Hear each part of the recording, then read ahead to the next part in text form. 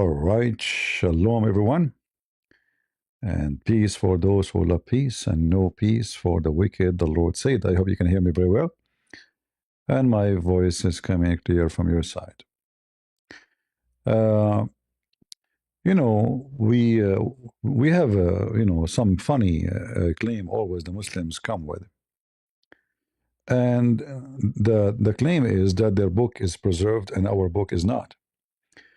But the what make it more stupid that supposedly our book is their book.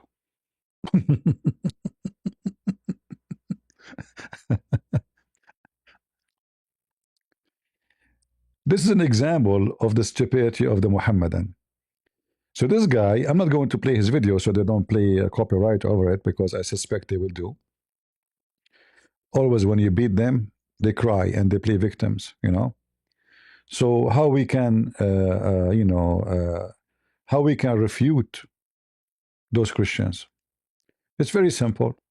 We make a video, we refute them talking to ourselves. I offered this guy many times, by the way, if he dare to debate me.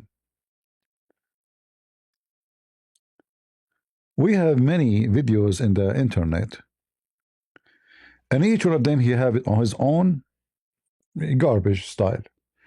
This is as an example. Let me go first actually to this guy.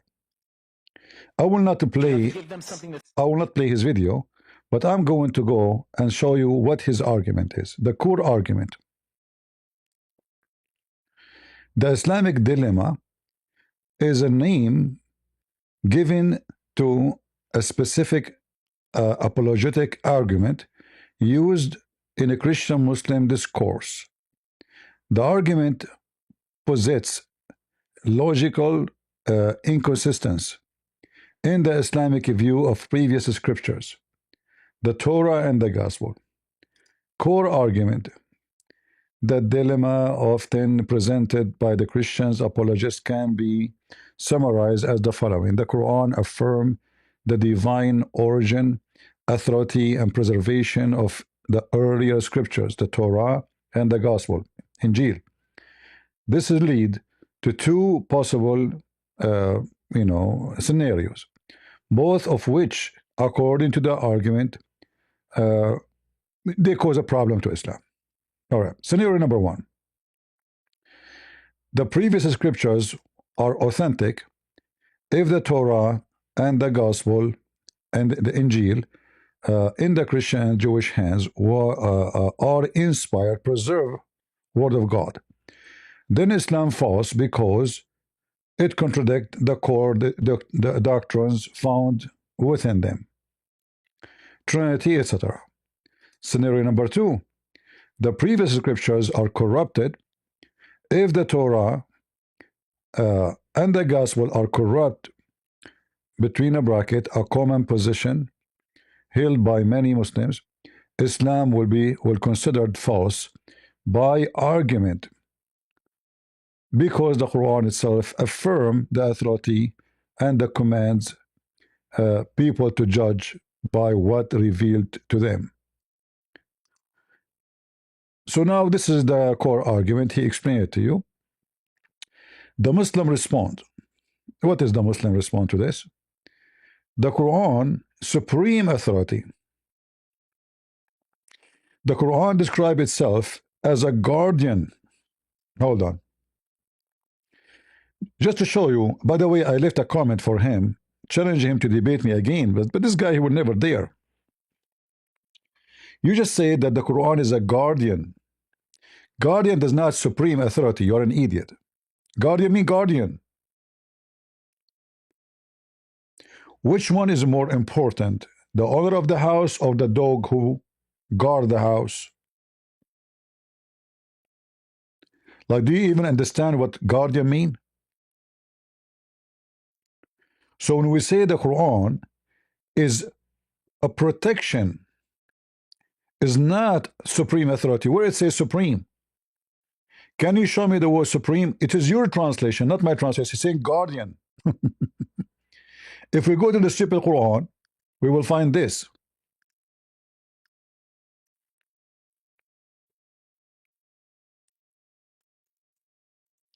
This is why this is why we laugh at the Quran when the Muslim they claim that they have a book. You don't have a book. You don't. All right. وَمُهَيْمِنًا. Read with me.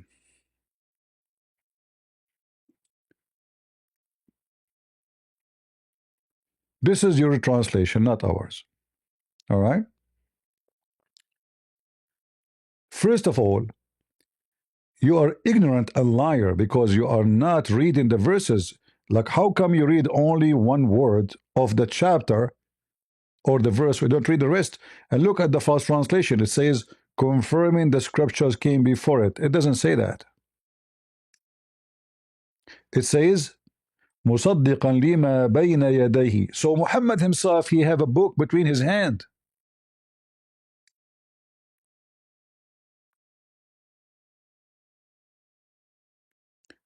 And this is right away after the verse where it says that the people of the book, the Christians specifically, they should follow their gospel. So the idiot you, claiming that you can refute this, you cannot. If the Quran is asking the Christian to follow the book which is with them, and the confirm or the confirmation is coming in the verse after that, even Muhammad himself have a copy of it.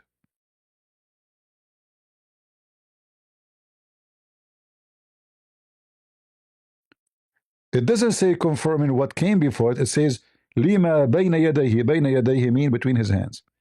And by the way, this guy do not even know how to speak Arabic. He claimed to be a scholar, but the idiot, he do not know how to read one word in the Quran.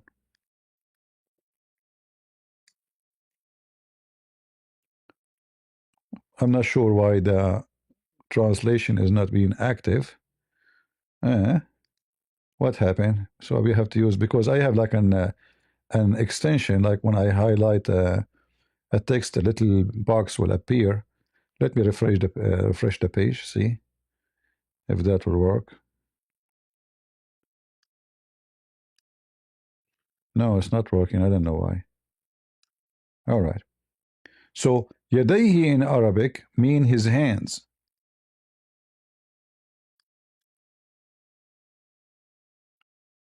Very simple. What is between his hands? What is between his hand? The Bible. So now we have 600 years after Jesus. The Quran saying to the Christian, follow the book which is exists today between our hands and your hands. And which book? The Injil. The verse even say the word Injil clearly. It's not like a book we do not know which one. And this is the word we use as an Arab Christians in the Middle East when we speak about the New Testament. In fact, we use it even when we speak about like the whole book, the book, which means Old Testament and New Testament. We don't call it Old Testament, we don't call it New Testament, we call them all Injil. But it's known that this is a word used, it's a Greek word. This is for the New Testament. So if Allah is asking the Christians to read and to follow their book which is between the hands of Muhammad, and you Muslims, you corrupt the translation,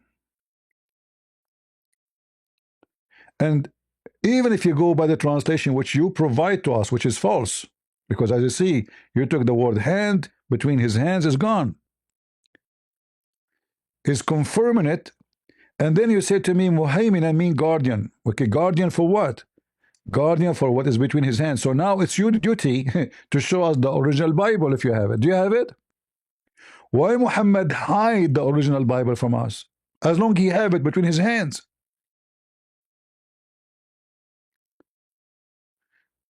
Every Muslim is a liar. And the proof in front of you, they lie in the translation. There's a huge difference. See, now it's up here. I don't know why now it's up here. See this box? the Google will gather from the internet the most popular translation. But if you do this, huh? Why now it's not working? A second ago it was working. Huh? What's wrong with this thing? A second ago the box appeared. I know what happened. All right. If we change the translator, which translation will give us a correct answer? Are we going to find one? Possibly not, because all Muslims are liars. I'm not calling names, by the way. This is my experience with Muslims. Name for me one Muslim is decent and he translates the Quran as it is. And by the way, false translation is a form of corruption. Because if you Muslims accept, if you deny this translation, I will say, okay, you know what, they deny it anyway. I will say this is not done on purpose, you know, of corruption. This is an idiot. He translates as he wish.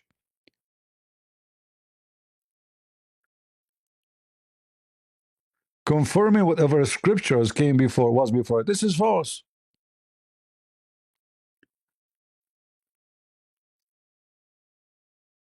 It's absolutely false.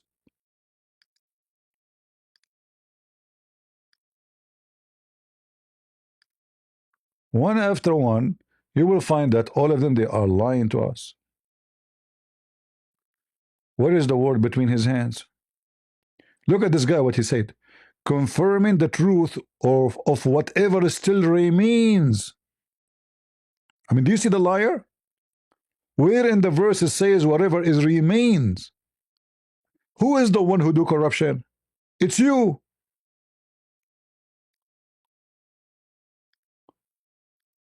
Every translation have additional words are not from the Quran. They are not there. No Muslim complain. Confirming the scriptures came before it, false.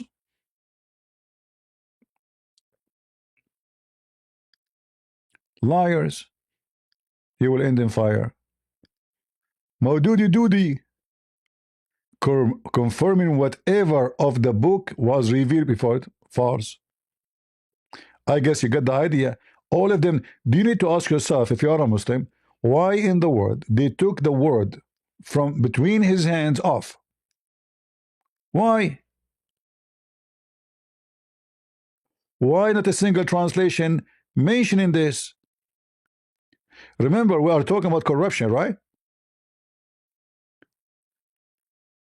You don't even have decency when you translate. Oh, and I will tell you why. Because you want people who you try to convert them to Islam, not to question how it is between his hands, and now you are saying it's not exist no more.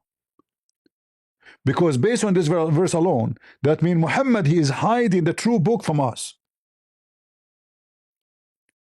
In the same time, the verse before it says, hey, Christians, follow the Injil. And where's the Injil? Between his hands. It's not corrupt. So if we go back on time, 600 years before Jesus, and Muhammad, he witnessed in his own book that the Bible never changed. So how you can change a book spread around the world? I mean, 600 after Christ, the Christianity became a major belief. Egypt, Sudan, Ethiopia, you know, Africa, India, I mean, went all everywhere, Europe. How you can change that?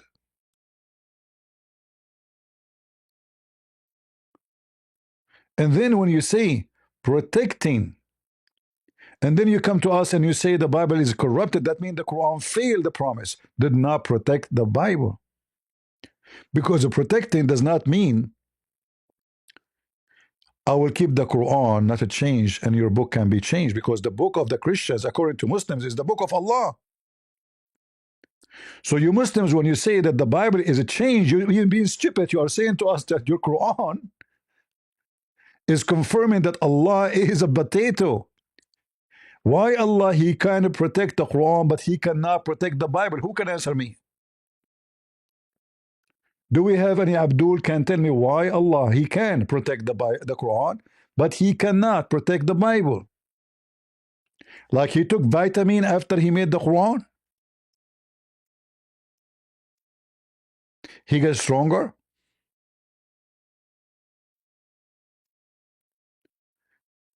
This is his book supposedly? And not only that, the stupid Quran make it even more clear that nobody can change the word of Allah. Nobody. Who said that? The Quran.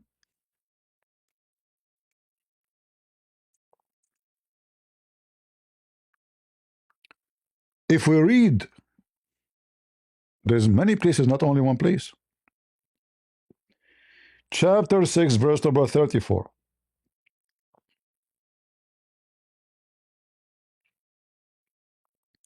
Nobody can change the word of Allah. It's in front of you. Nobody.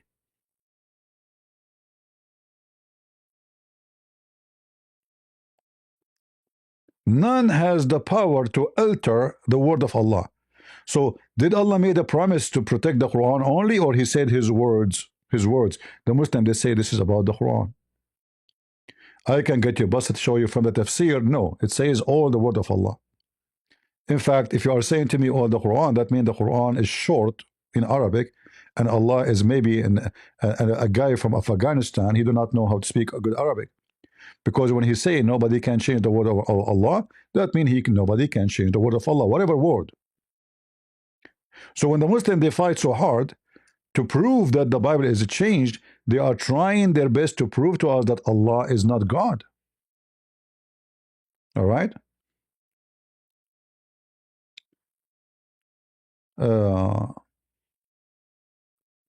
Brother, could be the corruption of the scriptures not have occurred after the time of the prophet. My friend, we just mentioned that if the Bible is spread around the world, how we can make the Christians around the world to agree? And which Christian will agree to change the Bible anyway? Use your brain. Which Christian will agree? This is a funny, stupid claim. Like, can you convince me, Christian Prince, to change the Bible? You know the answer. Which Christian will agree?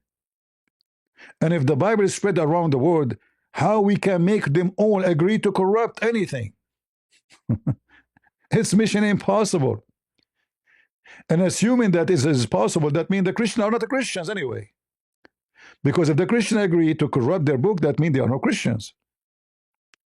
And this is again will contradict the Quran, because the Quran make it clear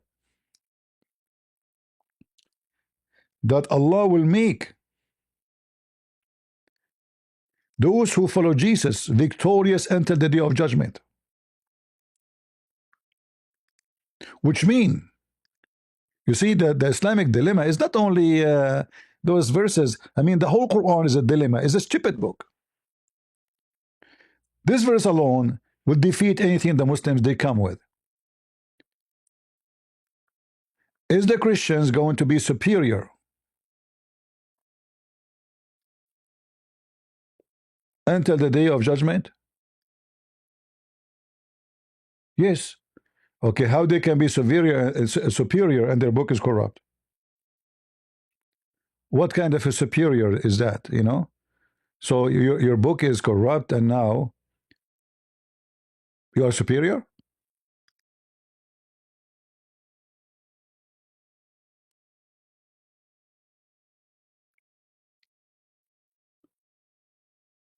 And here it says, all of this, by the way, is not of the Quran. This is a corruption of the Muslims. When Allah said, "Oh Jesus, I will recall you or raise you up to me," liar. It doesn't say that. It says, "Inni mutawafika." Mutawafika means causing your death. I mean, do you see how they lie in every verse translation? May God take you. No, mutawafika mean causing your death. Mutawafika. Tawaffa mean he died. Mutawafika mean causing your death. Not may God take you. This is why, you know, you cannot take Google translation for granted. So when Allah he says, I will, actually, you know what? Let me show you. Here it's nowhere it says here I will cause your death, right? Let us try a different translation. Maybe we can find somebody have a little decency. Ahmad Ali. Huh? I will take you. There's no death. There's no death here. Let us see the second one. Ahmad Raza Khan.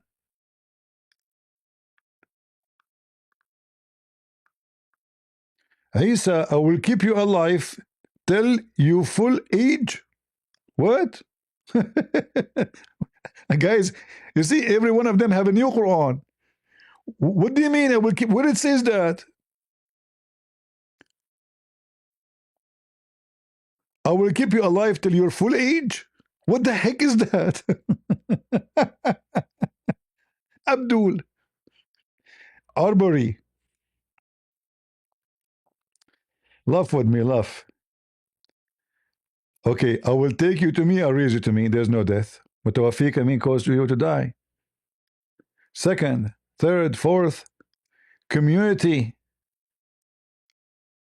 I'm completing your life? What the heck is that? Hey Muslims, I'm completing your life.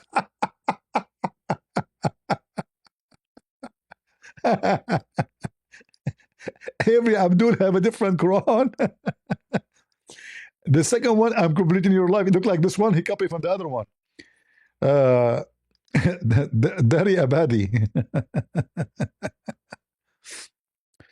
Okay, look, look, look, look, look, look, look, look, look, look, look, look, look, look. Turkey, Turkey, Turkey. Look, look, look, look, look. Look what happened. Finally, we found somebody saying the truth. Recall when Allah, or what time Allah said, "Oh Isa, verily I shall make thee die."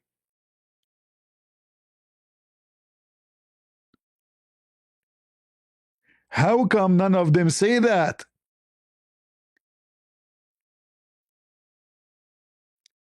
Do you see the corruption? So this is point number one, which means the Quran contradicting itself, because that means Jesus have to die before Allah take him up to heaven. Not later he will come back and die. It's in front of you, which means the Christians are saying the truth that Jesus died on the cross and then he went up to heaven. But this is not our topic now, just to show you how much they corrupt. Even their translation is nothing but a hypocrisy. But here it says that Allah is promising, supposedly, those who believe and follow Jesus, which means from the time of the disciple until the day of judgment, until the day of resurrection, they will be superior. So how their book can be corrupted?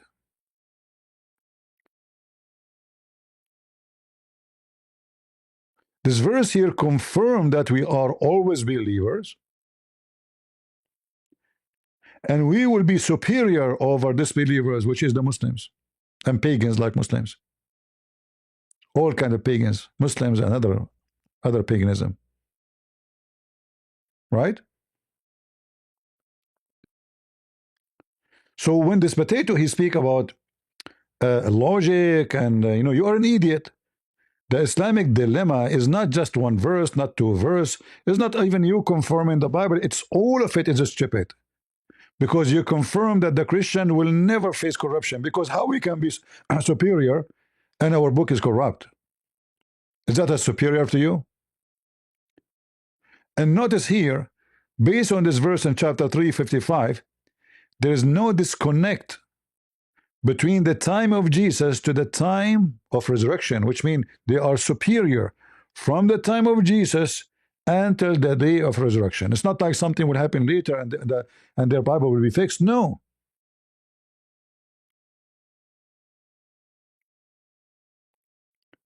So when this potato speak about logic and he can refute us, we laugh at you. If we go down,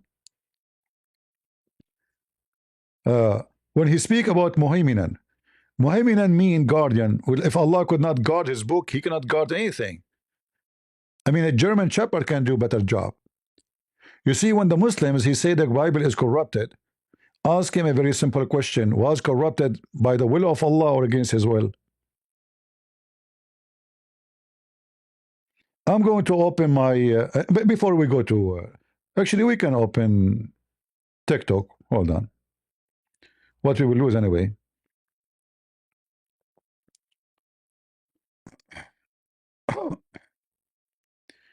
Maybe we can get some Abduls.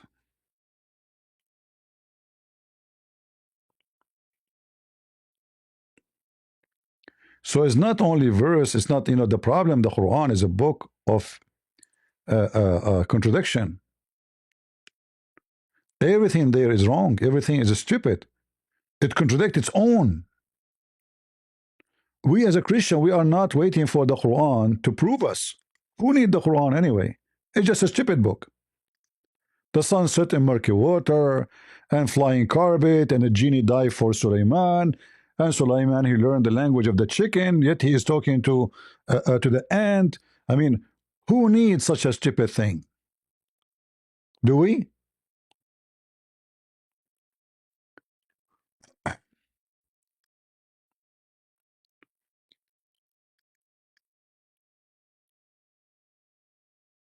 Let us see.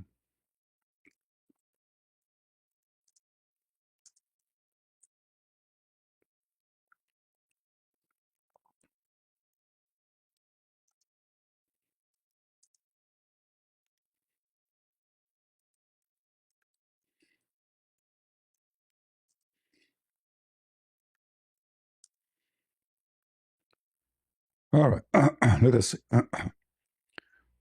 We are going to TikTok. Maybe we can get some Abdul.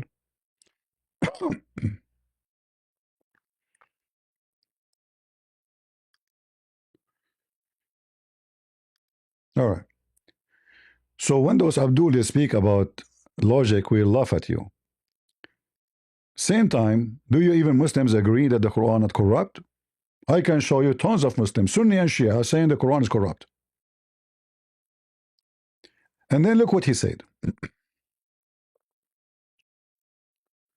That the Quran separate falsehood in earlier text. So you just admitted that the Quran is wrong then, because if the falsehood enter into the word of Allah, which is the previous text, that means Allah cannot protect his book. How that will make Allah God? Did you notice what the Muslim do to themselves? You just said that the Quran is the one who separates falsehood in the earlier text. How? Oh, by saying things disagree with it. But how we know that the Quran itself is not the falsehood? Let me make it simple for you. According to the Quran, not to me, Shaitan, he gave Muhammad, and don't tell me we don't accept the tafsir. I'm not showing you tafsir, and even, I'm not even showing tafsir. The Quran says Shaitan, he throw falsehood in the Quran. It's in the front of you. The Quran confirm that never Allah send any prophet or messenger. But Shaitan, he throw, not suggest, he throw false scriptures in his mouth. And what Allah will do? Allah will abolish it. Hold on. You just confirmed that in the book we have in front of us, there is satanic verses. And you claim that the God of Islam is going to abolish it. How we can trust this Quran anymore? How we know that this verse itself is not from Shaitan? In fact, just to show you how stupid the Quran is, the verse after it confirmed that the verses of the Shaitan is still there. How we know? Take it, read it. That he may take that which Satan cast forth a temptation for these who is in their heart there's a disease. Oh, did you take it off or still there? Obviously still there. Do you see it?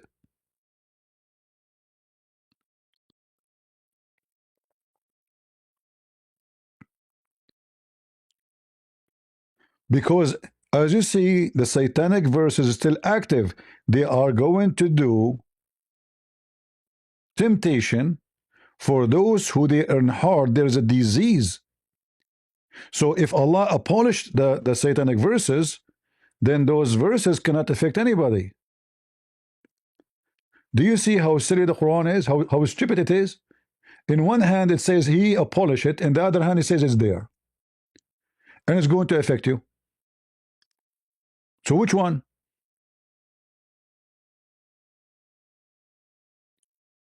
If I say to you, a snake enter your house and I'm going to get it out, and then I say to you, be careful when you are asleep, the snake is there.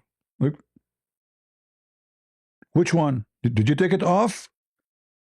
Did you throw it away? Did you destroy it? Did you eliminate it, or is it still there? Obviously, it's still there.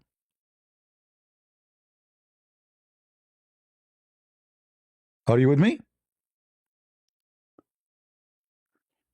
So the Quran cannot be guardian for anything because the God of the Quran could not protect the Quran. You see, if Allah is guarding Muhammad and guarding the word of Allah, then how Shaitan was able to throw satanic verses in the word of Allah?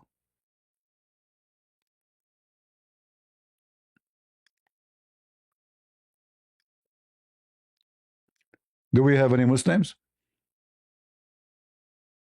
And then he continued saying, uh, not every single word existing in the Bible is affirmed. Okay, which ones? Just to show you how silly this guy is, because the Quran says confirming what is with you, not somewhat of you with you.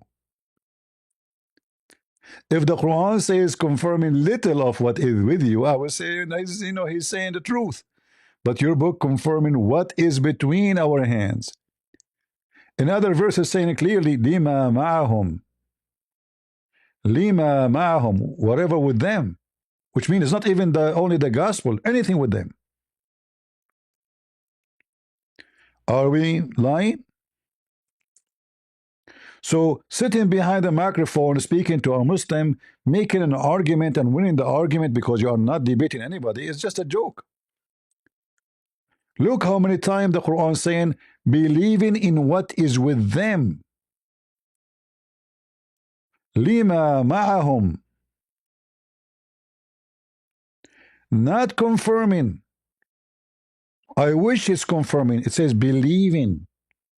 It's more powerful statement than confirming. In Arabic it says musaddiqun lima ma'ahum. Musaddiq mean believing, not confirming.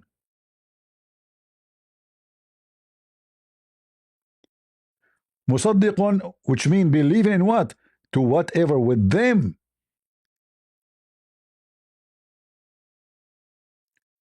Whatever is with them. So how you can solve that? So in his text, in his comment, in his argument, he says it doesn't confirm every single word. No, it does. It says whatever with them.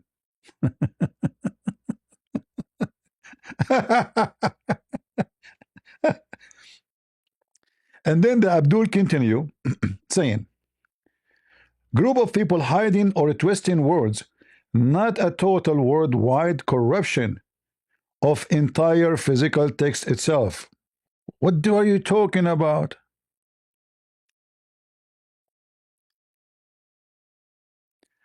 He say here, early Muslim scholars often suggest that the corruption, tahrif, was of the meaning or interpretation of the text. Thank you very much. Not in the text, and we can show the reference. Nobody can change the Bible. Muslims agree. Scholars, not YouTubers, potatoes like you.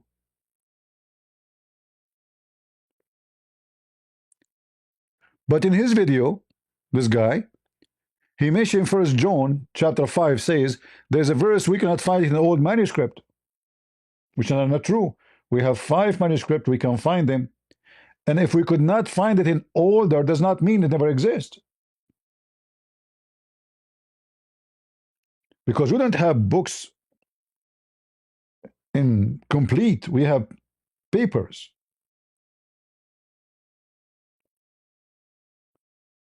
And the papers are not even perfectly complete, which means, like, fragment here, fragment there. They put them together to make. No, the Christian, they were not collecting manuscript because nobody was expecting that somebody one day, after 2,000 years, says, "Where is the original one?" When an old book became falling apart, they make a new one, which means they copy the previous one, and the other one they throw it in the shelf or even burn it. Nobody was. If I have a book right now and the book, the pages is became yellow and collapsing, and why I want to keep it? So somebody 2,000 years after, he can say this is was recipe. This is the last of my worry. And how I guarantee even anyone will find it. So the Christian, they were not trying to keep an old manuscript because this is not the purpose. The purpose is to keep it, the word of God, alive through generation. And this is even if the Christian did not do that, Jesus would do it because Jesus said, "The earth and the heaven will pass away, but my word will not." So we have a promise from the Messiah. And the word of God is not a written word. Remember, Jesus himself is the word of God. Is he written? No. Is he made by ink? No. The disciple did not write the book every moment Jesus he speak because it was not what they are about. They are there to learn from him. They are his disciple, not writers. And then when they are going to speak to other nations and send letters to places where they cannot go or with somebody, then it's time to write. So writing came for the purpose of teaching others to spread the good news. It was not for the purpose of preservation of anything. They were not thinking about preserving.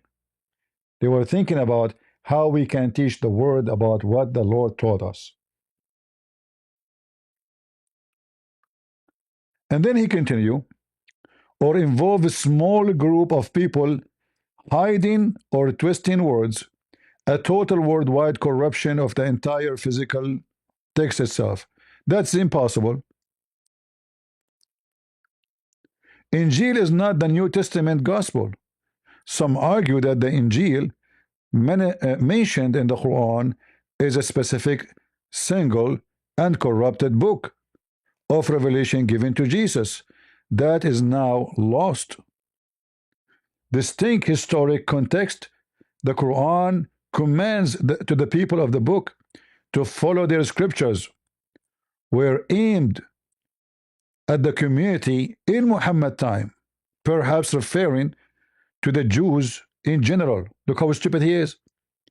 What do you mean to the Jews in general? So when he say follow the Injil, the book of Jesus, this is for the Jews? Are you serious? When it says here the word Injil, the Quran is speaking to the Jews. When the Quran says here what is between his hands,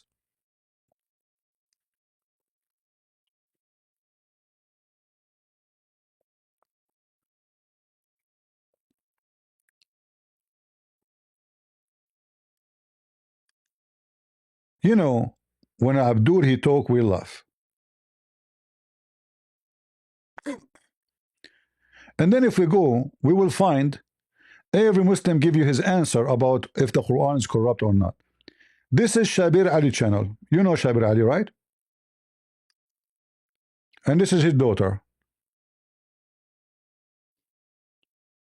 Listen and laugh. I mean, this sounds like a very funny statement. Let us go to the beginning. And the Hadith. I want to understand from you about Shia Muslims and how they view the Quran and Hadith. So let's start with the Quran. Sometimes Sunni Muslims say, Shia Muslims have a different Quran. How would you respond to that claim? I mean, this sounds like a very funny statement for a Shia. See, this is very funny statement for a Shia. Is that right? Well, those are the Shia. Saying it clearly, they have tons of videos, thousands of videos, books, speaking about the Quran corruption. One after one. This is sound funny. See how they lie? Those are sheikh, not a kid. They are saying the Quran is corrupted.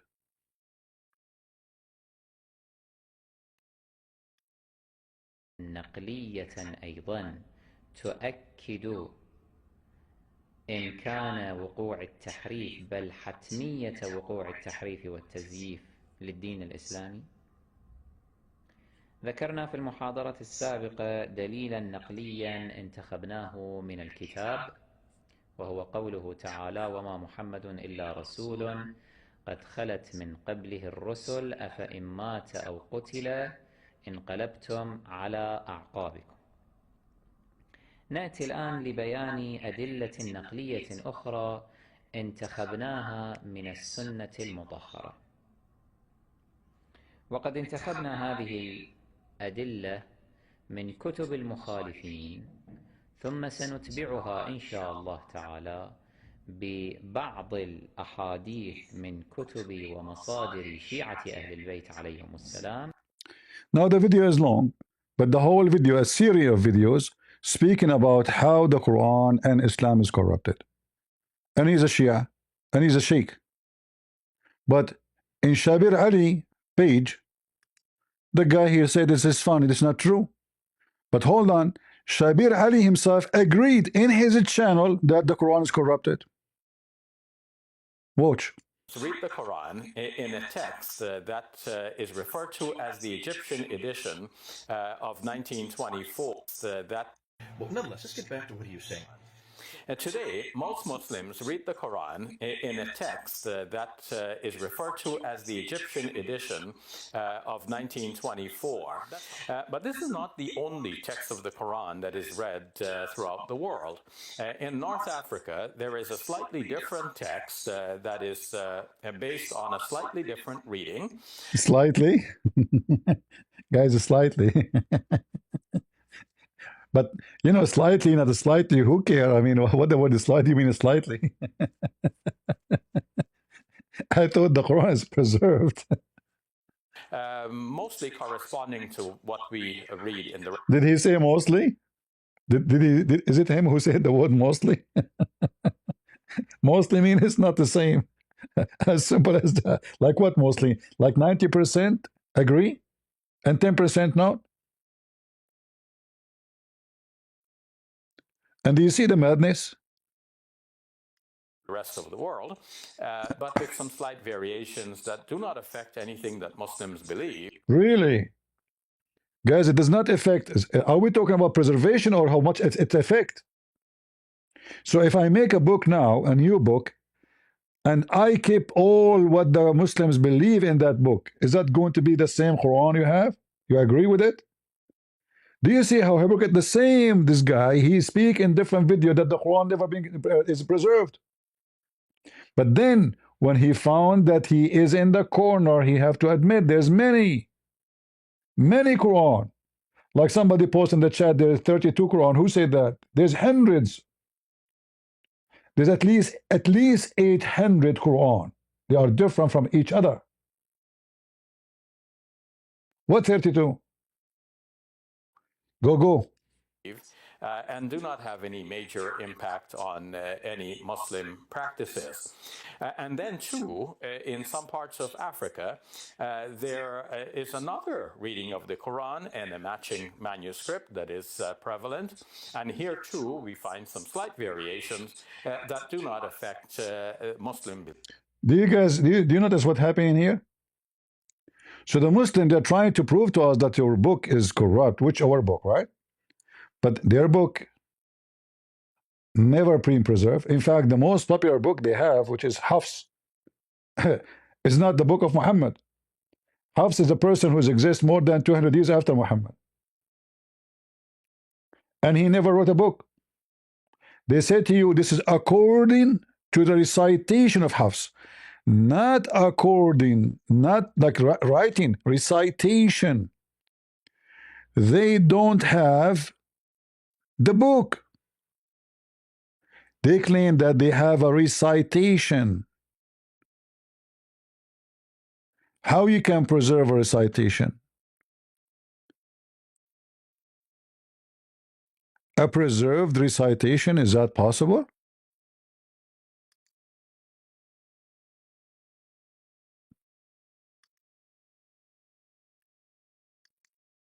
Hold on, let me see which page we have it.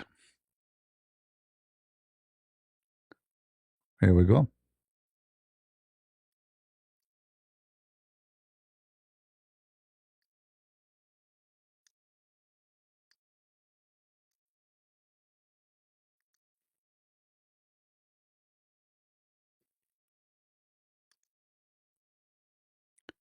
This is what you will find in the Quran in page A, not number 1, page A. It says that this Quran, written according to the recitation of Hafs, according to recitation of Asim, according to Muhammad. But Hafs is known by a Muslim to be a liar. D.I. Corey, are you a Muslim? I'm a Christian. I'm dreaming about this. You teach them by the book themselves.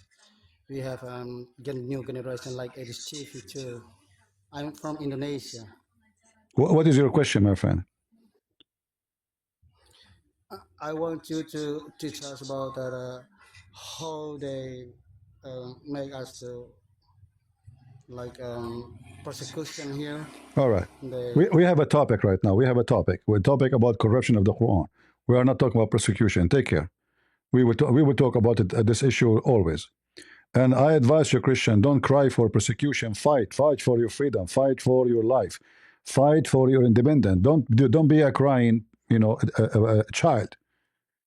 Be a warrior. Why you allow them to persecute you? How you let them do it?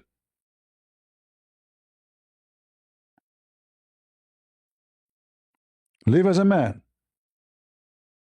and live free. If they persecute you because you allow them to do it.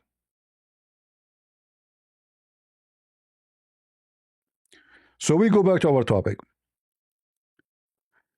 This Mus'haf, this is not the Quran, this is Mus'haf, which means pages, written according to Hafs,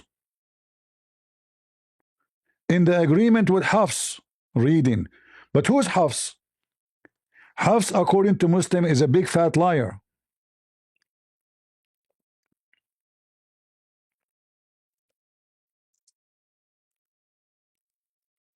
Is that true? Yes. All the Muslims agree that Hafs, this is why they don't accept his hadith.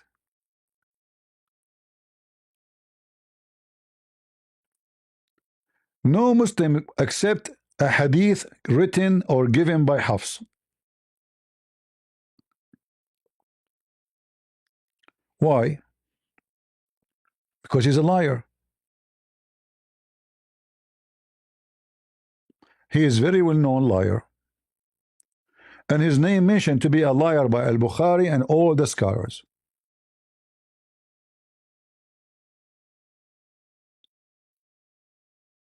And no Muslim can deny that. And then with the Muslim Sunni, they will say, well, he lie, yes, he lie about in the hadith, but he's truthful in the Quran. Can be a liar? Can you be a liar and truthful at the same time? So we don't trust him with the hadith, which is less important than the Quran, but we trust him with the Quran. And why you are going all the way to Hafs, going 200 years after Muhammad? Why you don't go to the earlier one? Because they don't have anybody.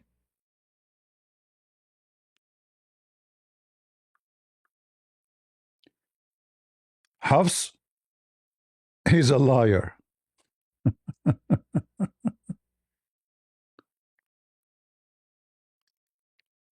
And then the Muslims, they start to defend him.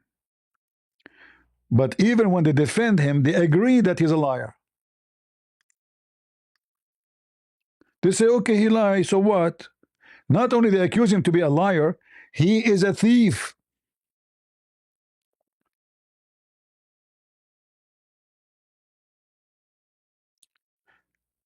Let me translate the pages for you.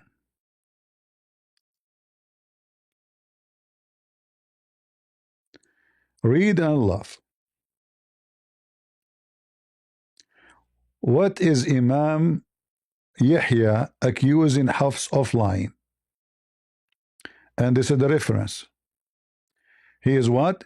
Hafs was a liar. Let me show you the page. Hold on. You can't see the screen, sorry. Hafs is a liar.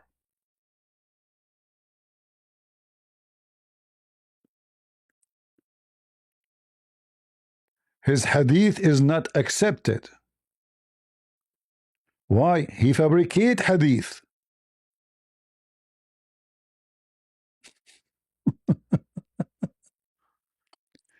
So you took your Quran, the most popular one, from a liar, and they accuse him of lying. Who's talking? The biggest scholars of Islam. This is not Christian Prince who is a Christian. This is you Muslims saying that in Sahih Muslim he said hadithuhu matruk, which means totally rejected. His hadith is, and this is the Imam al-Nasai.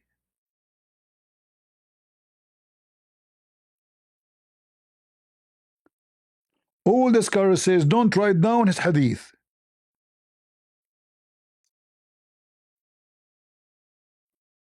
Because he is a big fat liar. Look how many of them. And even they accuse him to be a thief. And his father, stepfather, is the same. He learned the Quran from his stepfather. His stepfather is a scam.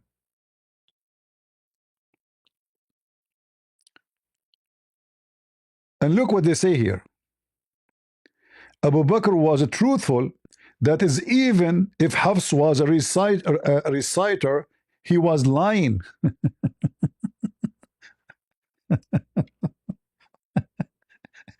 Your Quran is coming from a liar.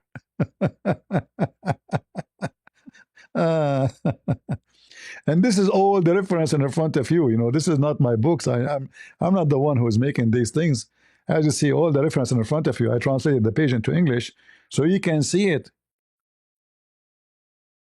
Imam al-Dhahabi, Imam Ibn Hajar,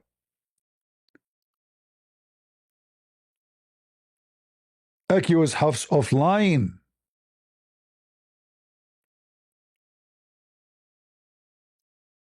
So they say he is lying in the hadith, but he is truthful in the Quran. How funny. How funny and how silly. Do you have a Quran? You don't have a Quran. So Shabir Ali, he go in his channel, in the same channel, he defend the Quran. He say, admit that we have many Quran and they are not exactly the same. And he say, it doesn't make a difference as a belief. How you know? Because if they are not the same, that means the belief is changed. At the end of the day, whatever those words is saying is not the word of Allah, and they will affect the belief. You are listening to words you think is coming from God, but they are not from God, which means you are now believing in something not from God, whatever it is. So do you see how silly their argument? In the same channel, his daughter, she invited this guy. She asked him, is it true the Quran changed? He said, this is funny. This is funny.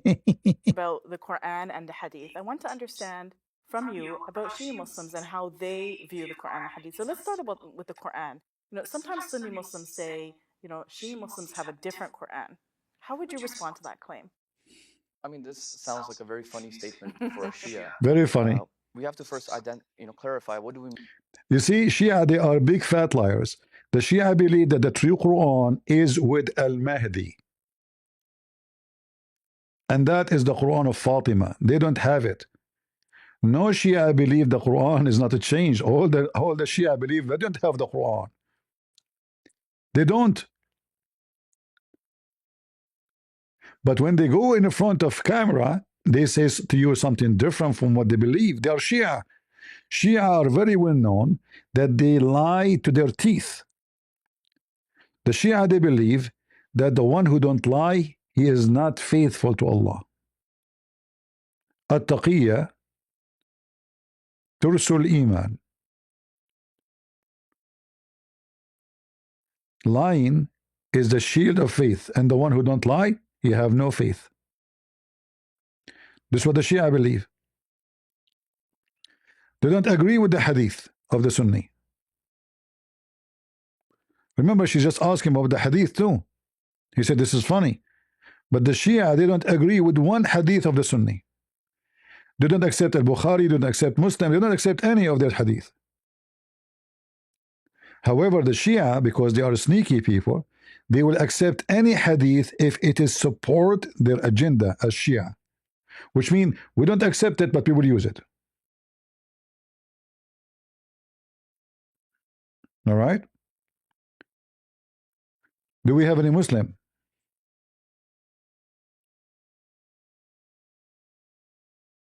Any Muhammadan? Let us continue. Other reading of the Quran and a matching manuscript that is prevalent.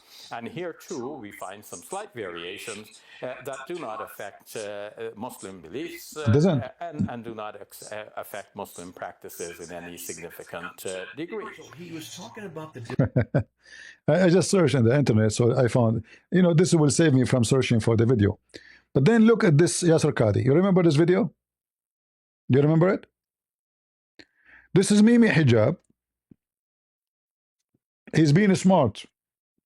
And Yasser Qadi, by the way, is the Ustad of Mimi Hijab. Mimi Hijab, he is his student. So Mimi Hijab have an interview with Yasser Qadi. So he asked him, if you give you a paper and a pen today, are you going to write the same exact Quran which we have today? Which means, is it the same? Look what happened. Page, the most asked thing, which is there was a video that was released by one of our brothers some time ago, Brother Imran, and he involved in about preservation of Quran. Okay, and since we were very candid on this is Farid, Fifi is a girl. You cannot trust a Muslim. If you speak to them in private, they will publish it everywhere. Muslims are not trustworthy. Remember that. So this guy is sending email. What Fifi he do? He publish it. And I want to say thank you, Fifi. May Allah bless your ass.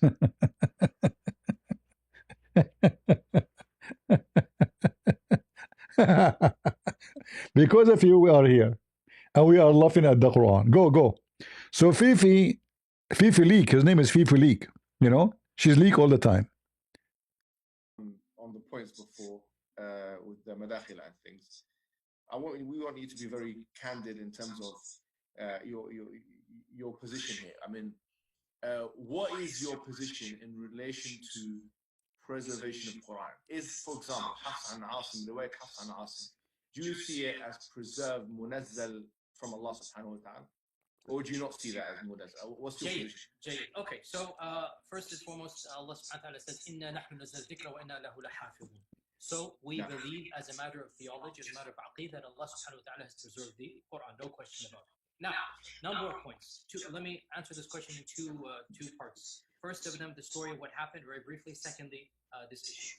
After the story of what happened, so there was a listserv, I'm pretty sure it no longer exists, where a certain brother started a listserv or Google group, whatever you call it, for all Western graduates of Islamic universities, across the world. So you had Deobandis, you had Salafis from Medina, you had from Riyadh, you had from Azhar. The condition was you had to be a graduate of a reputable, accepted program. So it was a small, I don't know, maybe 50 to 70 people. I'm not sure how many. I'm not the organizer, but I was one of those invited because obviously the conditions are fulfilled. And there's all different types of cutting edge munaqashat between people of knowledge, as it happens. Okay. And one of the main conditions was everything is an amana, because this is not, we're having internal, when you discuss with a peer or with a colleague, you're going to be back and forth discussing whatnot. It's not publishable. See, guys, what he's trying to say, the poo-poo we make in our private chat with Muslims should stay poo-poo inside. The manure we make should not go out. Do you understand what he's saying? He's saying this is internal discussion. So when the Muslims, they sit alone, they agree that the Quran is corrupted. But when they speak in public, oh brother, the Quran is preserved. So he's saying, all right, well, this is a conversation happening in private. It should not be in public. Which means they have two kinds of conversation because they are satanic. One between them saying, yes, the Quran changed and corrupt, and one to outdoor saying the Quran is preserved. So he's explaining to you how and what happened. Go. Material. And so this issue came up. We had a lot of discussions of Aqidah and Najdi Da'wah, and I presented my views there. We had other discussions, and the issue of Qira'at and Quran and Ahruf came up. And alhamdulillah, we had a very interesting discussion where all different views were given back and forth. There's at least 160, 70 emails between maybe 30 brothers back and forth. And there were people that were on the right of me, there were people on the left of me. But again, Allah has tested me because I'm Yasir Khaldi. All those other emails were ignored, and it's my bits and pieces. So one of the brothers, he did something again unethical. He was expelled from the list, and the list was basically banned because of that, stopped because of that. He couldn't refute to my argument, so he sent it to one of your madkhalis in England. And so then, of course, this madkhali gave it to the other one, and so obviously, everything, all whatever broke loose. But again, this was not something I brought up in public, and I would never bring it up in public. Now we are talking. So he explained to you that this is leaked outside. We should not be published outside. It's not me who caused this issue. And he's saying to you now, the statement I am making about the Quran being corrupt is not my statement. Listen carefully. And I don't think it is wise to bring it up in public. We were having an... It's not wise to bring it up to public. Why? Is Islam private religion? Did you notice? It is not wise. Why is not wise? How that contradict wisdom to share the truth? Because the truth will destroy Islam, and now we have a problem. So he's saying this is not right. Mimi Hijab, he's a stupid. He did not understand the message from Yasir Qadi. Don't talk about it now. Don't talk about it. We should not talk about this in public. We are in public now. We are on YouTube. Mimi Hijab, he insisted. Because Fifi, he asked Mimi Hijab, the girlfriend of Mimi Hijab, asked Mimi Hijab, you need to confront him about what he said. Please do it, brother. Allahu Akbar. And now it's time to confrontation. And look what happened. Amana. But by the way, just one thing. I think the person See, he insists now. He's trying to defend Fifi. who brought it up was not a madkhali per se. He's just to be clear. Like he's more on the right in terms of, but he's not, for all intents and purposes, not like a card carrying. When I say madkhali, I mean the neo madkhali strand. I mean the new. I view this person as the same strand of fronting for mistakes and faults, and he should do something better with his life. Anyway, I don't know the brother, and it doesn't really bother me. But my point is that what happened was unethical. Were you having dialogue, discussion? And by the way, even in their series of emails, I said, I'm still developing my ideas. We're having a discussion to go back and forth. That's what you do when you're having a munaqashat ilmiyyah. Now, for this brother to then spread it and make it, that was something that he has to answer for on the day of judgment. And if it was done out of ill intention, I shall not forgive. Anything done out of ill intention against me, unless they apologize to me, my Fifi, The guy, he just said you will be punished in the day of judgment because you cause a big harm to Islam, Fifi. Your butt will be red like a monkey. Allah will spank you. Go. Tell us what happened more. My student is standing in the court of Allah. And this is, by the way, a blanket statement. Everybody who is refuting other people, I speak for myself. If you have in your heart ghil and hasad and hiqt, and you don't apologize to me, in that case, my hisab is in front of Allah Azza wa Jalla, and I will get your hasanat. Cry. Anybody who's sincere, inshallah, no problem. You are forgiven. And anybody who comes to me is automatically forgiven, because that shows that is remorse. Anyway, my point being that this brother did something haram. He's going to be asked about it, because that is not something that should have been done, to leak a private email amongst fellow students of knowledge. Okay, so that is why I never got involved in deeply defending it, because it was unethical in the first place. Breach of aman. Now, as for the issue itself, every single student of knowledge knows who Listen carefully.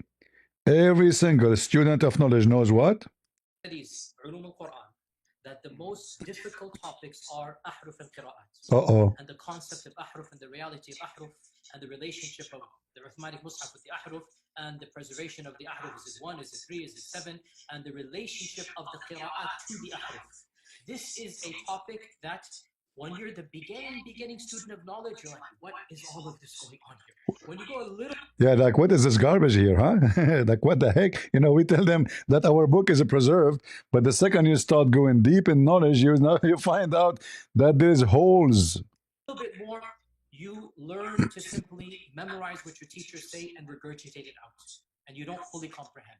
When you do a deep dive is when things get very, very awkward and difficult. And this isn't new. This is from the time of the Sahaba. Guys, this is not new. This is from the time of the campaign of Muhammad. The Quran is messed up. And yes, he's right. We can show you tons of reference. He's being truthful, by the way, here. You see, the second you see the truth about Islam, the Muslim will go against you. You have to always defend the Quran. Admitting what is written in their books, the guy is not making things up. It's in the front of them.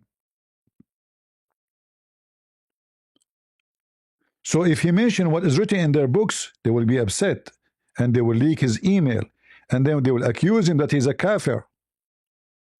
He's the enemy of Islam.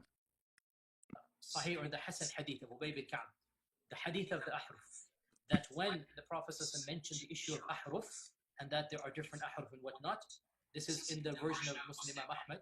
Ubay bin Ka'b says, authentic hadith, فَدَخَلَ فِي نَفْسِي شَكْ. In my heart, a doubt came that I hadn't had about Islam since the days of Jahiliyyah. See? This is not a joke, brothers and sisters. It's not a joke. The issue of ahruf and qira'at caused confusion to somebody whom the Prophet said, if you want to listen to the Quran directly, listen to Ubay. Ubay is not some even average Sahabi. He is... Hold on. What are you talking about? What are you talking about? I will bring you a scholar. He will beat he will beat you up. Bro, listen to whatever you want, but I do not recommend this guy. I don't think that anyone, but I cannot prevent you. I cannot tell you what to do. Do what you want, but I strongly advise not to take anything from him. Yesterday he was their sheikh. Tomorrow, the day after, he is the enemy of Allah.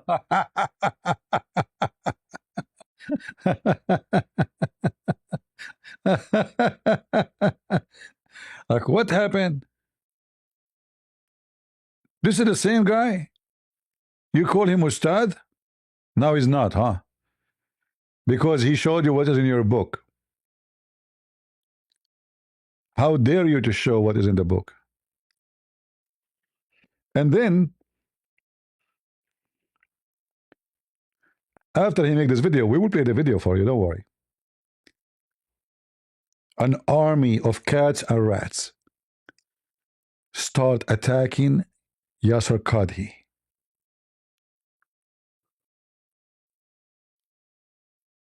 Refutation to Yasser Qadi.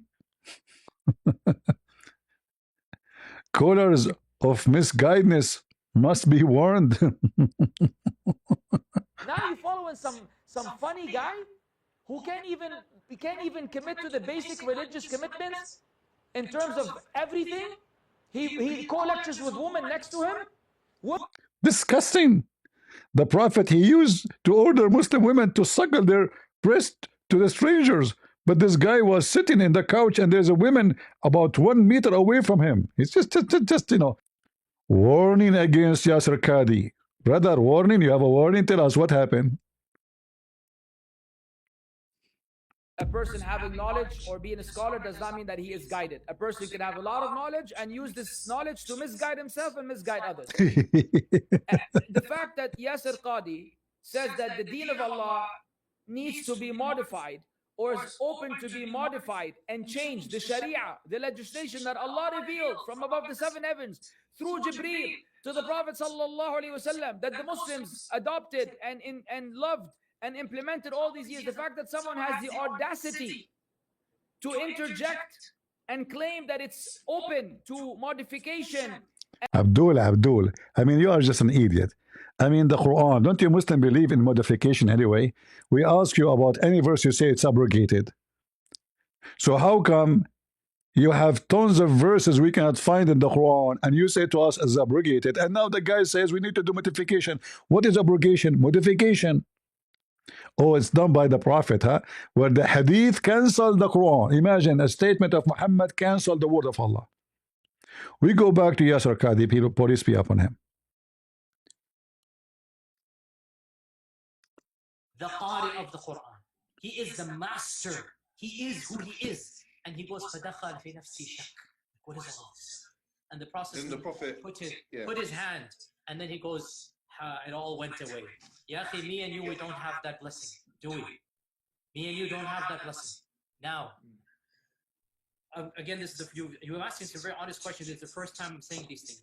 Many people. So if somebody were to say that I've mentioned the crises that happened to me at Yale, my first year at Yale.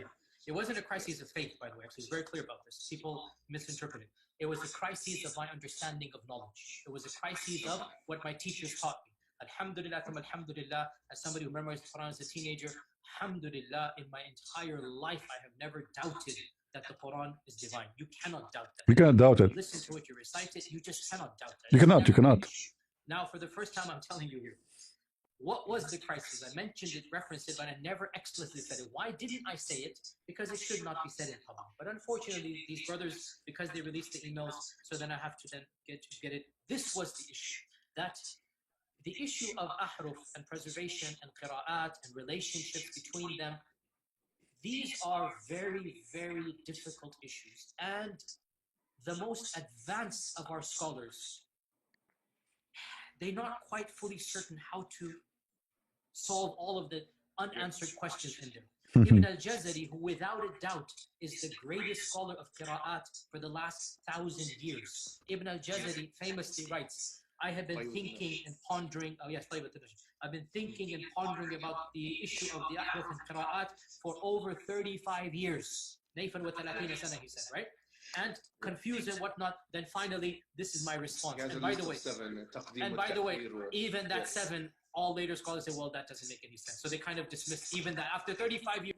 After 35 years, he come with the conclusion, nothing makes sense in those 7 letters.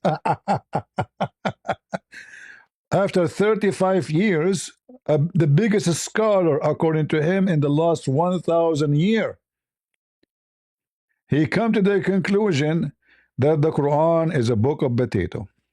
The greatest scholar of qira'at. Some accepted it. It doesn't answer the question. Anyway, I don't want to get into that issue. Okay, why do I not want to get to that issue? Here's the point. These issues should only be discussed amongst people who know what the qira'at are and who understand some of these questions that are being made. Question, potato. As long those things should be discussed only between people who knows what is for those who do not know, by the way, what we are talking about, he could not repeat the same verse twice correctly. Remember, he should repeat the same verse exactly the same because Allah gave it to him in such a way. All right. So why you cannot why he is reciting the Quran a different way? And when we say reciting, there's different words, and different words or different pronunciation, there's different meaning, which means everything would change.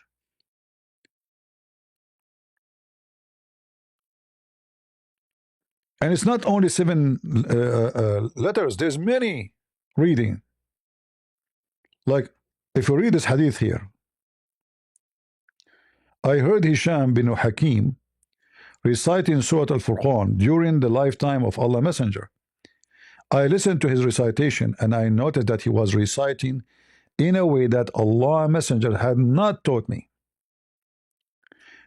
I was about to jump over him while he was still in prayer, but I waited patiently, and then when he finished the prayer, I put the sheet around his neck.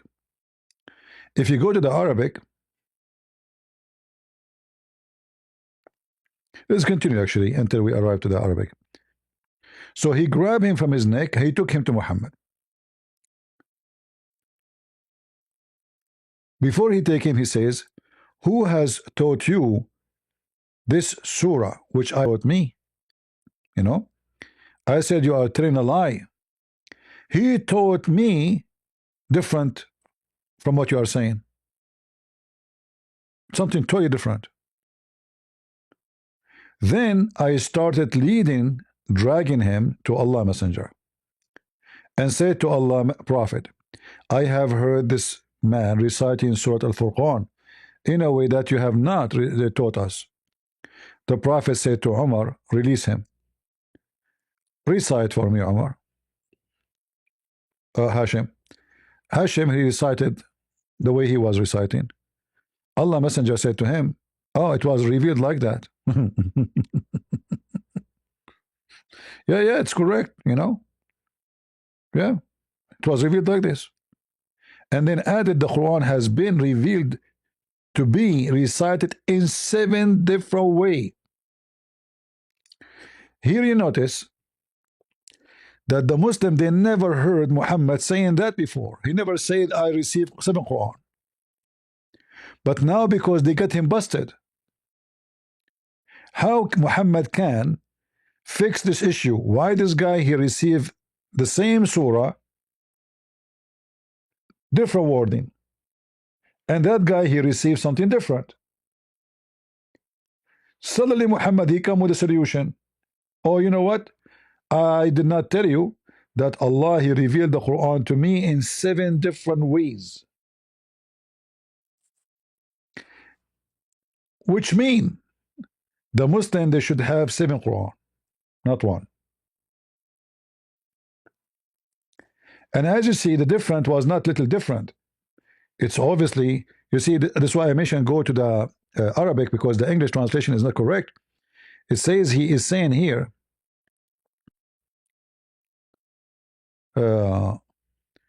فإذ هو يقرأ على حروف كثيرة. A lot of differences, a lot, not only 1, not only 2. Do you see it? So it's not 1 word, it's not 2 words, it's not 3 words, it's not 5 words. The whole chapter is totally different. In the English translation, they did not say that. So now Muhammad is the same as Yasir Qadi. When they corner him, he have to explain. Said, oh, you know what? I forgot to tell you that I received 7 Quran. Now, does it make sense that God, he will send to Muhammad, to the Arabian tribe of Quraysh, small tribe in a village, that they cannot understand the Quran unless Allah sent 7 Quran? Why they are so dummy? Did Allah send to Jesus 7 gospel? Did he send to Musa 7 Torah? what the heck is that? So Muhammad, obviously, because he don't remember what he said yesterday. In fact, if you read in the Quran, you see here it says, فَقْرَأُوا مَا تَيَسَّرَ مِنَ الْقُرْآنِ. Read whatever is available. Whatever is available. Let me show you. Uh,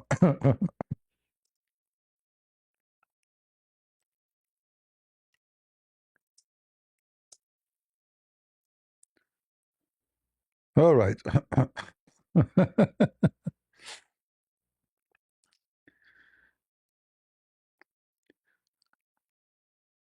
Potato. The search engine is not good.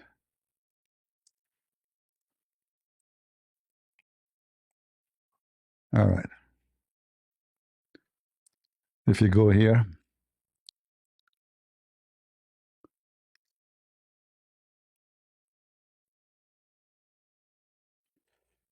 ما تيسر من القرآن.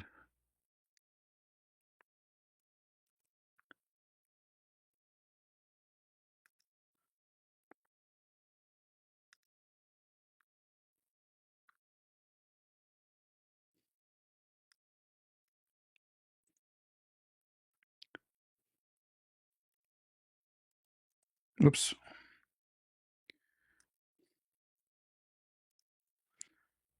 We have to read the Quran in different reading. Sorry, you know.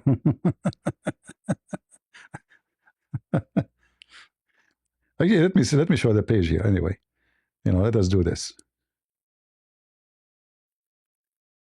Oh, you see it already. Anyway, here we go.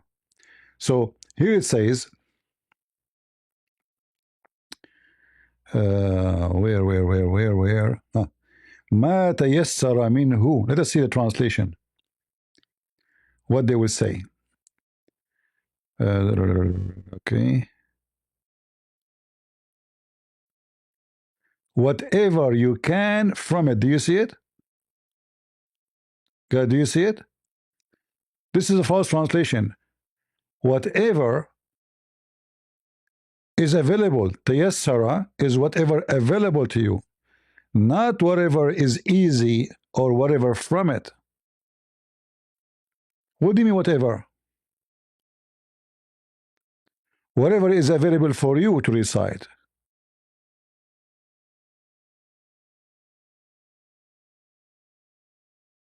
Look here, it says easy. As much as easy for you. As much as easy for you. Huh? As much of the Quran as you can. But anyway, religion of potatoes. How we can clear this page now? We have a problem here. This page, it doesn't show a way to close it. Maybe if we, yeah, I don't know, like now we have this page here. I don't see an option to close it. How we can close it? What?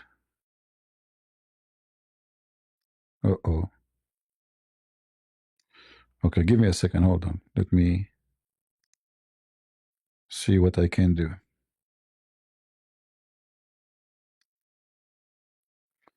All right, now it's fixed.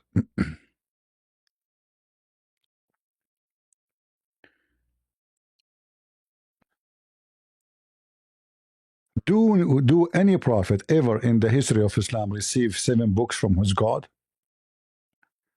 Hey Muslims, anyone can name for me one prophet he received 7 books from his God like Muhammad? Never. Why Muhammad? He's a liar. And not only that, if you read the reason why Allah He sent to Muhammad 7 books, you will die laughing. According to Muhammad, his people, they cannot handle one Quran. They cannot. Imagine Allah sent one Quran Muhammad did not accept. He said to him, my people cannot handle it. So how those people in Indonesia, they can handle the Quran, one Quran? Huh? Read it. Allah, Jibreel came to Muhammad, he said to him, By the way, all these stories we hear them only in the hadith. We don't see where is this in the Quran? The conversation, you know, Allah commanded you to recite the Quran in one dialect. Shouldn't this one be a verse in the Quran? What do you think, guys?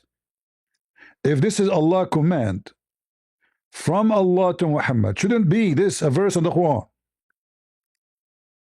How the command of Allah is not in the Quran?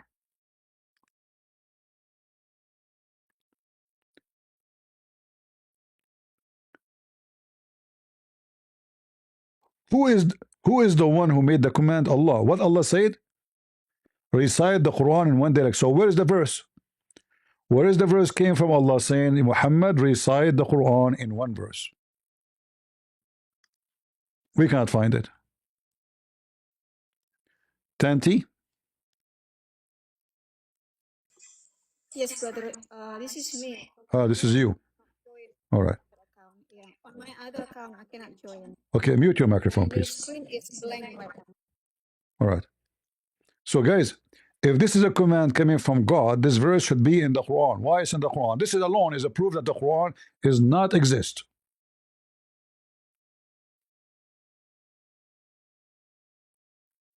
You don't see a picture?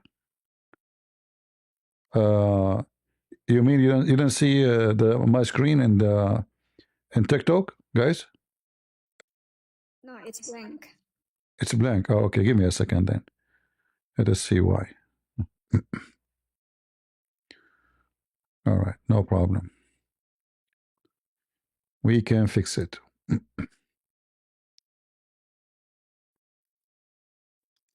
Okay, what about now? Still no? Still blank, brother. Okay, let us see. Hold on, give me a second.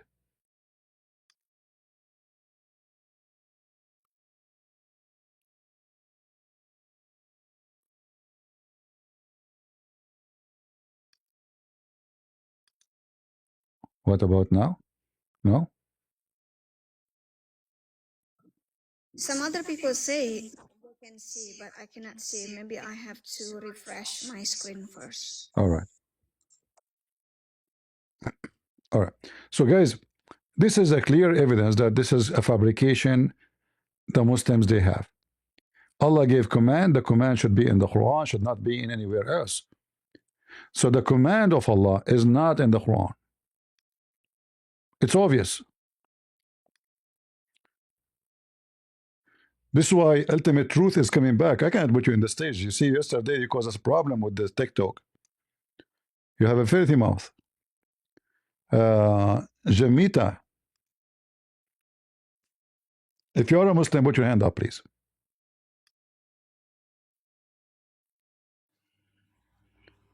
Go ahead, Jamita. Are you there? All right. So Allah gave Muhammad a command. And what is the command? We cannot find it in the Quran. The command says, Allah, He commanded you to recite the Quran in one dialect. Have you ever heard of somebody? He claimed to be a prophet of God. And he said to Allah, his God, you are wrong? Because what the story here is saying to us that Allah was wrong. Upon this, he said, I ask Allah burden and forgiveness. My people are not capable. Recite the Quran in one way, but Allah do not know that this is impossible. The people of Muhammad are a bunch of dummy. And remember, those are Arab. They speak pure Arabic. It's a small, tiny village. Why they cannot? So Muhammad said to Allah, my people cannot do it. He then, Jibreel, came back in a second time and he said to him, Allah commanded you, you should recite the Quran to your people in two dialect. By the way, the haruf is not dialect. That's false. Because we see right away that the meaning changed. What dialect?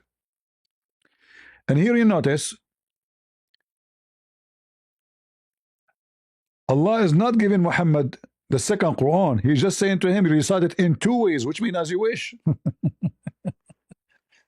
Did you notice? Did Allah give Muhammad Quran? A second Quran? No. He just told him, recite it in different way. Second way. Okay, make it two. But he did not give him a Quran.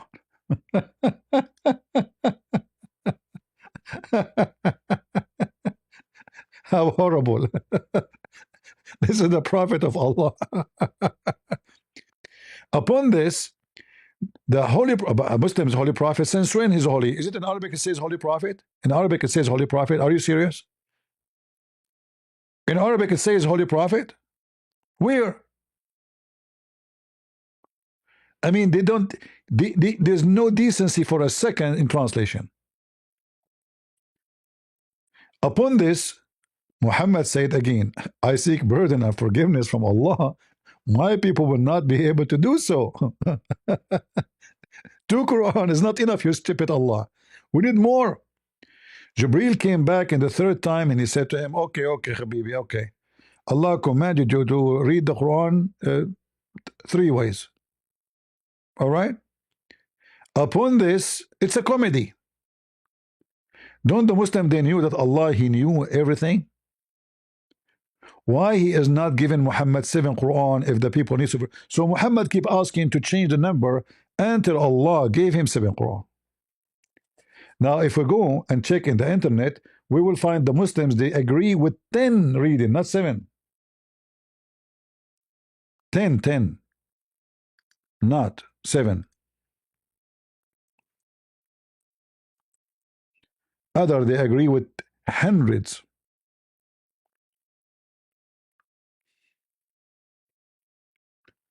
So there is 10 reading, those the most popular, according to the 10 scholars.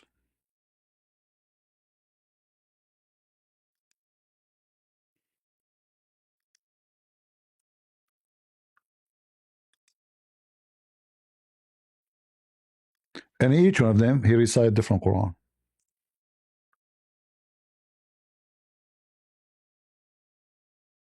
You see them? 10.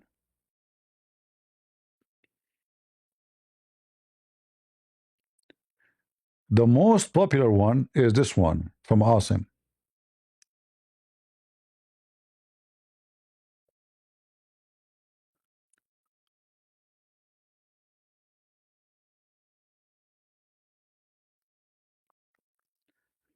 And this is why early scholars, they notice that Muhammad is a fraud. Early companion, as we heard from Yasser Qadi, he said, a doubt entered into my heart because of this. Is what you're saying the shak that came, or not the shak, but the crisis that you had was in relation to this question of the relationship between the ahadith and the qira'at, basically? No. The crisis I had wasn't that. The crisis I had was, well, yeah, wait, that was what generated. But what was the crisis? The crisis was very simple. And by the way, this is now a well-known open secret amongst many Muslim graduate students and academics around the world. And this is well known. Traditional understandings of ahruf and qira'at cannot answer some of these pressing questions that are now being poked by our people outside of, by our academics, not our, by their academics outside of the faith tradition. You see, in a Muslim environment, there's always some respect that we have for the Quran. We should. In a Muslim environment, we'll press a little bit and then we'll say, okay, khalas, sami'na wa ata'na. And that's great, alhamdulillah. When you go to academia, they don't have that red line. And they're going to just, you know, the famous story of the emperor with no clothes. They're going to just point out, no, that doesn't make any sense. Well, that's not true, and this and that. And they'll bring issues, which I'm not going to mention explicitly, that you know are true because they're in your own books. They're not inventing anything new. They'll bring you riwayat, and they'll bring you athar, and then you add to that very well-known issues of, I don't even want to be explicit. And then you bring on top of that makhlutat, and then. And it's very clear to you and to every single very advanced student and specialist that the standard narrative has holes. Thank you.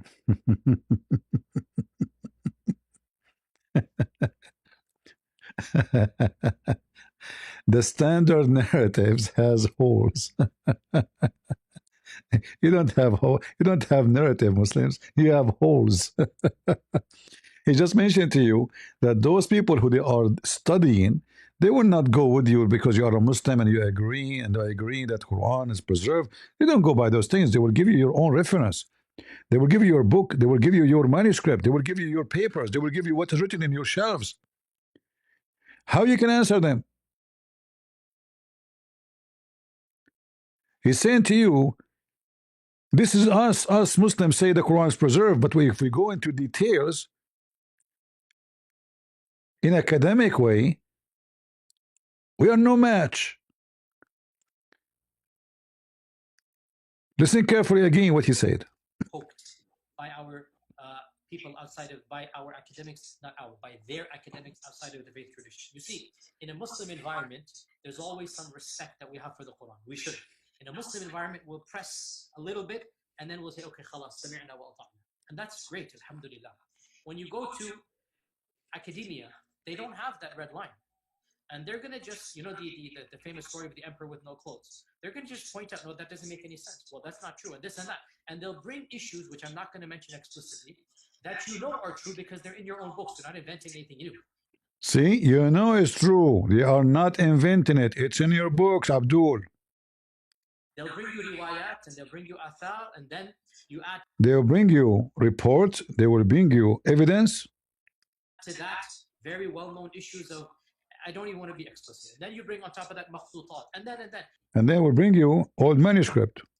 And it's very clear to you and to every single very advanced student and specialist that the standard narrative has holes in it. That's what I'm going to say. The standard narrative does not answer some very pressing questions. Okay? This is what I'm going to say. And But I think here we wait, let me finish. Now Mimi Hijab is trying to fix it. He's in the court. By the way, in case you do not know, this coward Mimi Hijab, after his interview, he deleted. Do you know that?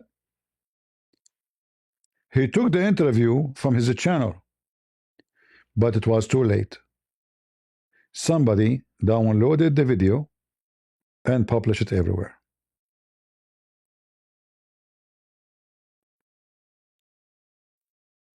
He wanted to corner Yasser Qadi, but Yasser Qadi cornered them all because speaking with knowledge about something that's a fact. He's not making things up. So the Zut Mimi Hijab, he was trying to Zut Yasser Qadi, but then Yasser Qadi, he Zut them all, and he told them, this is in your book and this is your evidence. In academia, you don't say the Quran preserved and that's it. You can't get away with it. They have evidence, they have proof from your books. So Yasser Qadi was able to zut them, and now Mimi Hijab trying to fix it because he just heard something he don't like to hear. He don't like to publish in the internet. Some very pressing questions. Okay, this is what I'm going to say. And but I think here we let me finish this, Muhammad, because this is a very important point. I'll let you let me finish this. And by the way, if you are following online media and articles and whatnot, this is no longer hidden news. More and more professors and academics are writing stuff, and I know Christian Prince talk about it all the time. It's not what hidden news. In fact, those things is known from the time of Muhammad. And the Arab Christian, they laugh at Islam because of them. One of the reasons. It's being publicized on Twitter in the last 2-3 years. I have had at least, I'd say, 12 people tweet at me like specific articles, like how do you answer this, and about ulum al-Quran, about qira'at, about makhtutat, about issues. These are now well known within the Western Academy. That they're bringing forth issues. Their level of now knowledge is leaps and bounds above what it used to be, 100 years ago. See, we are doing that. The Christians are not ignorant no more about the garbage of Muhammad. I remember many years ago, a Muslim, he said, in the chat, in the comment section in the video, he said, you Christian worship a man. And then someone answered, he said to him, you worship a leg. At that time, I just started like in YouTube, like it's not, and I was wondering like who, because I'm the first one who started teaching people that Allah is a leg. I click at his name to see who is this guy. He's a kid. He's not even 10 years old. He looked like 9 years, 10 years old. His picture is there. He said to him, "You are worshiping a leg, okay?" A God who is a leg. They said to you, "You worship a man." "Oh, really? Is your God is a man?" So what is his? He have a foot. He have a shin. He have. Do you have a butt? No.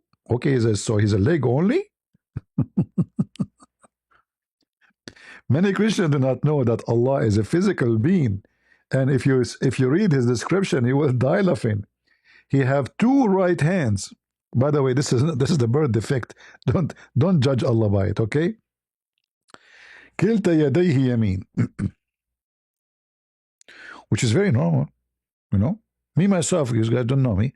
I have the three hands, both of them, all of them, they are in the right side. Both his hands are right.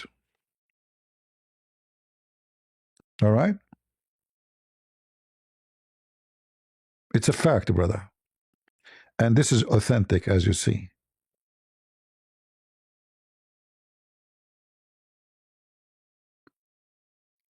Who in the world will not agree that Allah have two right hands? You cannot. You cannot say I don't agree. All right.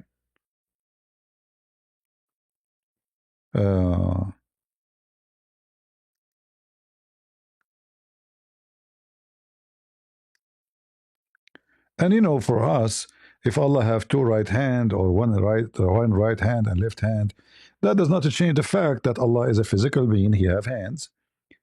He don't have a spirit, which means he's a statues. Because what make you alive is a spirit. If you have a body, if there's something have a body, concrete have body, you know, everything have a body. I mean, anything around you is physically exist is a body. What is the difference between the concrete or a rock and a human being? The human being have a soul, which means life. Allah is not a spirit and he have no spirit. But he have a physical part. All right? We continue with Yasser Qadhi. Holes in the narrative. And by and large, our ulama in the Eastern world are not aware, by and large, of what's going on in the Western side of things. And they're not answering those questions in a manner that it needs to be answered. And this is something all of us that are in academia fully acknowledge. We actually have a list, by the way. I am involved with a group of people, 15 of them, which is especially all of us are Muslims, Kafad al-Quran, Qira'at, experts, and academic-minded as well. Not everybody's Qira'at expert, but all of us are basically practicing living Muslims. We have a group. All right. So as you see, it's a disaster. And it's very funny that the Muslim, they claim that the Quran is preserved. We have Aisha, we have Uthman, we have all the evidence. In the top of that, you know, there's even bigger problems than the preservation for the Quran. In fact, for me, I don't debate Muslims about preservation of the Quran because why I want to do so? I like the Quran to be preserved, and I will tell you why. If the Muslims agree that the Quran is preserved, then they cannot run away from some disasters stories in the Quran, like this one.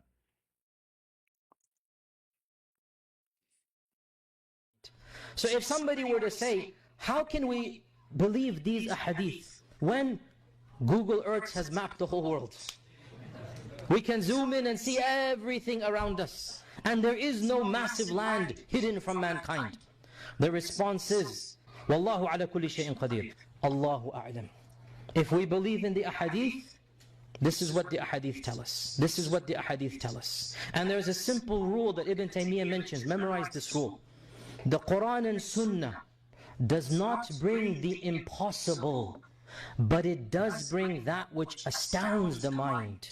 Is it impossible that somewhere underground Allah has thousands of people living? It's not impossible. It's not impossible.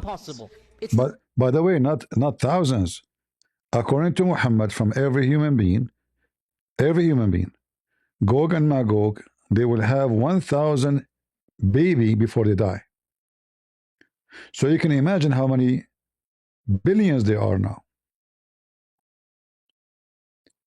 So if we are 7 billions, Gog and Magog should be 7 trillions.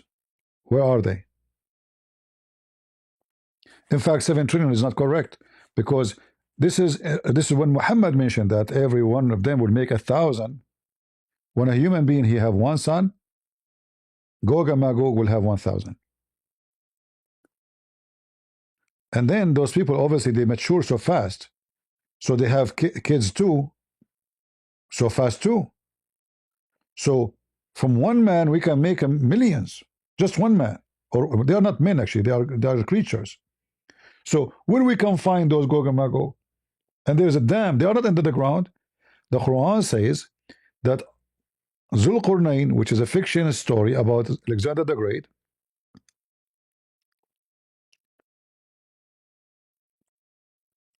he built a dam between mankind and those Gog and Magog.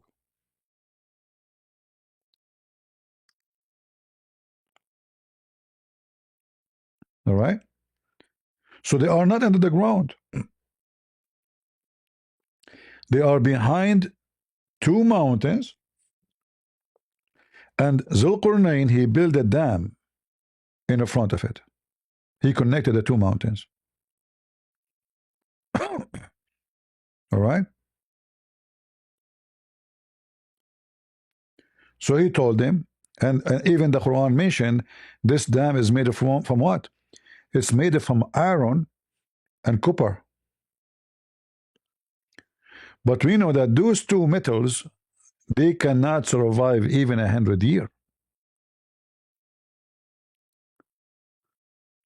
Because they are going to face the weather element and they will be destroyed. So where are the Gog and Magog? Another lie from Muhammad exposed Islam to be fraud.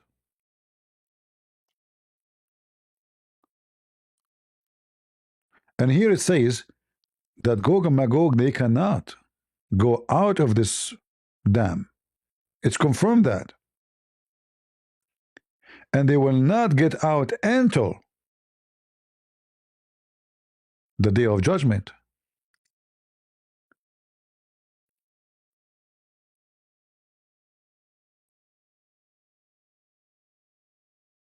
So where we can find Gog and Magog? So Yasser Qadi is refuting Yasser Qadi. So in the beginning of this video here says, is it impossible for Allah to hide thousands and thousands of people under the ground? Which is not true, because they are behind the wall, not underground. It is possible. World. We can zoom in and see everything around us, and there is no massive land hidden from mankind. The response is, Wallahu ala kulli shay'in qadir. Allahu a'lam. If we believe in the ahadith, this is what the ahadith tell us. This is what the ahadith tell us. And there's a simple rule that Ibn Taymiyyah mentions. Memorize this rule. Memorize. The Quran and Sunnah does not bring the impossible, but it does bring that which astounds the mind. Yeah. Is it impossible that somewhere underground Allah has thousands of people living? It's not impossible. It's not impossible. It's not surprising that our medieval scholars believe this type of stuff. Obviously. Now he changed his mind. He listened to Christian Prince. He come to the conclusion that this is really stupid, you know. Few years ago, is it impossible? Few years after, who can believe in such a garbage, brother? This is why the video called Yasser Qadi before and after. Dare I say, anybody who knows this stuff, that our medieval scholars believe this type of stuff. Obviously, dare I say, anybody who knows science and geography and modern civilization, you cannot believe that there is a tribe for 4,000 years trapped behind a wall. You're right. I mean, if you believe this, if you believe this, Yani, you are a donkey. No, sorry, you are a donkey.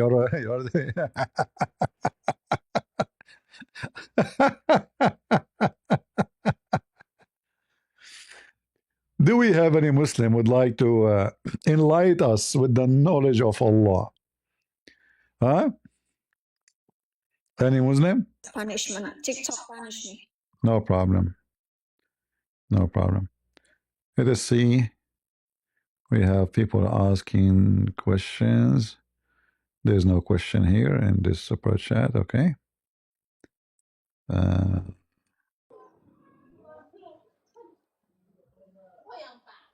Mute. Who is the one? Cookie, are you a Muslim?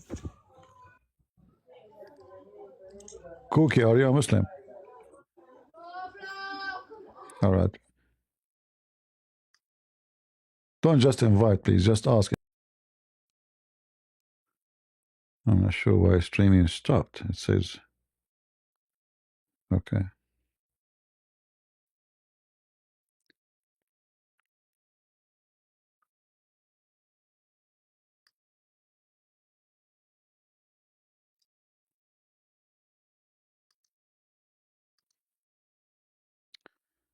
And my streaming keeps stopping. YouTube is playing with me, guys. I'm not sure what happened.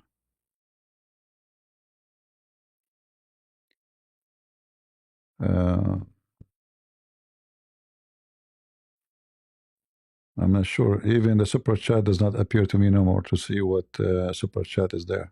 Keep stopping every few seconds and repeating the same message. You know this movie, the guy who is he wake up in the morning every day, he find himself in the same hotel, in the same occasion, in the same event. You know the movie? Looks like we will have the same issue here with the internet. It keep playing the same scenery. So Sang penggugat is requesting, brother. who? Bro, Sang is requesting. I understand. Who?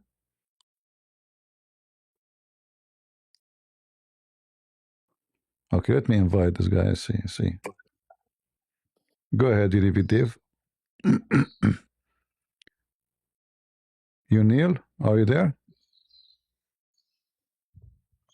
Hello? Unyil is Christian. Okay. Don't put your hand up if you are not ready to talk. All right? Go ahead, Raul. So those people, they are snoring. This is what is missing.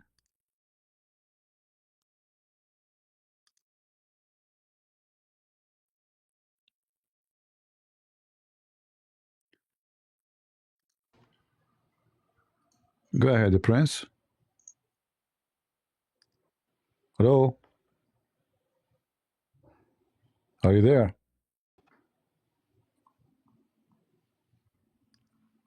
Take a hike.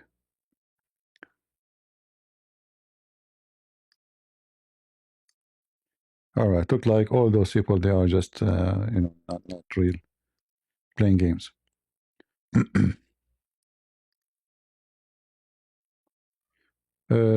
Sorry, guys, I cannot see the super chat anymore. My software encountered an error, so I can't see. I see only the newest one. The previous ones I don't see them.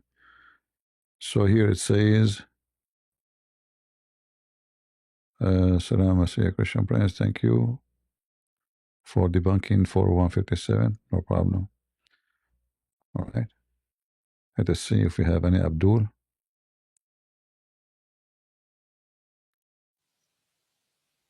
Go ahead, Snank. Go ahead. Sanogo Bambangogo.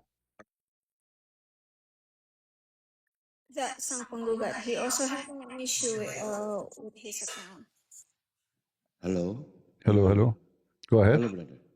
Hello. Yeah, go ahead. I'm listening to you.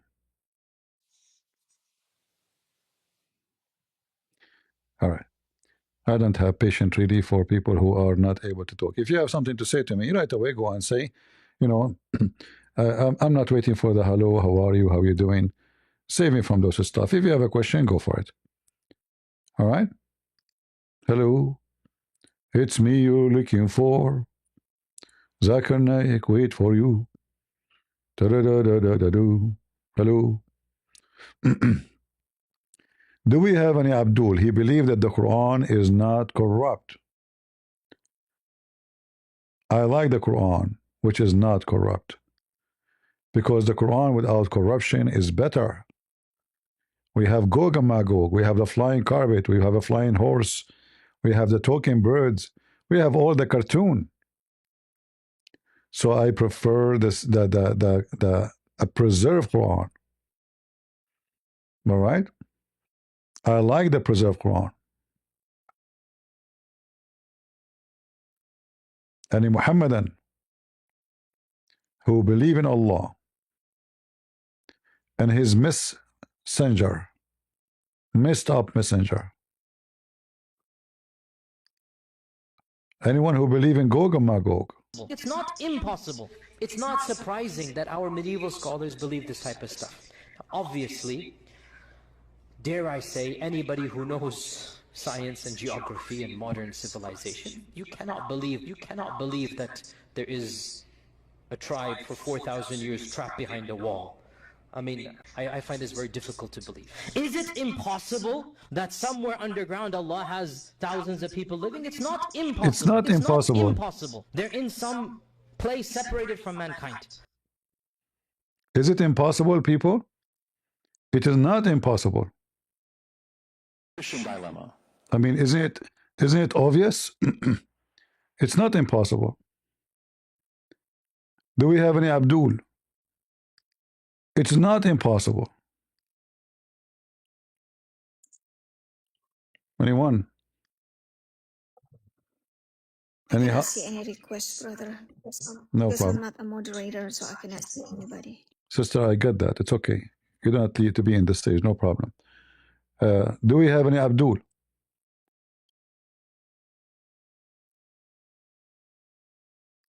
Any Abdul would like to join us? All right. Well, look like we are dry in TikTok. Maybe we should open Discord and see if we can get a better luck in Discord. What do you think, Abdul? Can we do hunt in the Discord? But I say maybe they will be scared to see me. I see my name, you know.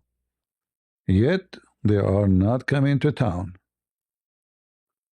What a bunch of potatoes. The standard native households.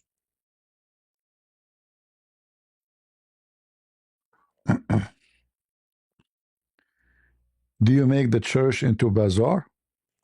We don't make a bazaar, my friend. It's you who make bazaar.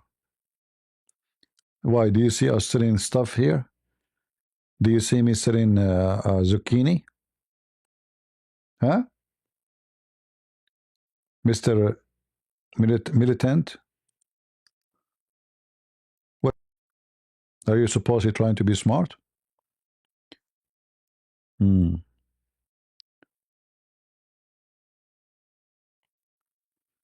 Muslims, please. Muslim, put your hand up. If you are a Muslim, put your hand up. Let us see. Maybe this guy is a Muslim.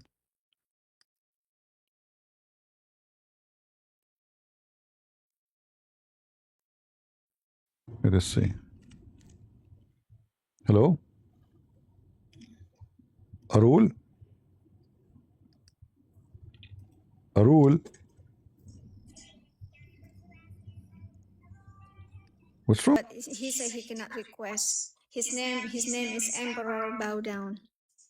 No He problem. said you don't have request option. You don't have what? Request? Yeah, he doesn't have the stairs to request. Oh, he don't like to be to come to the stage, you mean?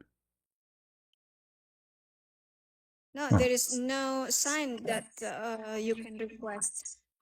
How come? How come other people they can request and he cannot? Doesn't make sense. My other cannot. My other account doesn't have the request sign either. Maybe because you said you are punished. Could be it's a punish. My other account is in Maybe. punishment. All right. Any Muhammadan? I mean, this YouTube is acting up. Did I lose connection with YouTube? Okay, let me know what's happening. I will stop my TikTok. Maybe my internet is not doing good, and we will continue in YouTube and Rumble. If you like, guys, you like to join us, feel free. As you see, we don't have Muslims here anyway. So thank you, guys, in TikTok. We see you soon again, maybe tomorrow. All right. God bless you. Take care. Thank you, brother. God bless. All right, Zero Abdul. And I have a problem. I keep losing connection. Maybe it's my internet is being weak or something. I'm not sure. All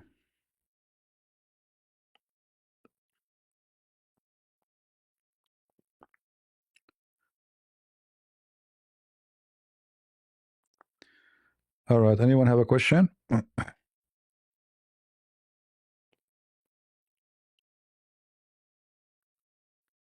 Anyone? Any Muhammadan would like to debate us?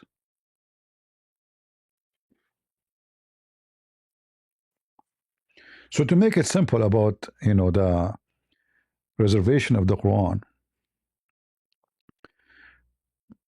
Uthman is inviting non-Muslims to now to his life. My friend, I'm not a kid.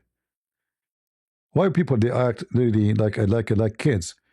If I go to Uthman, is he going to let me talk? No.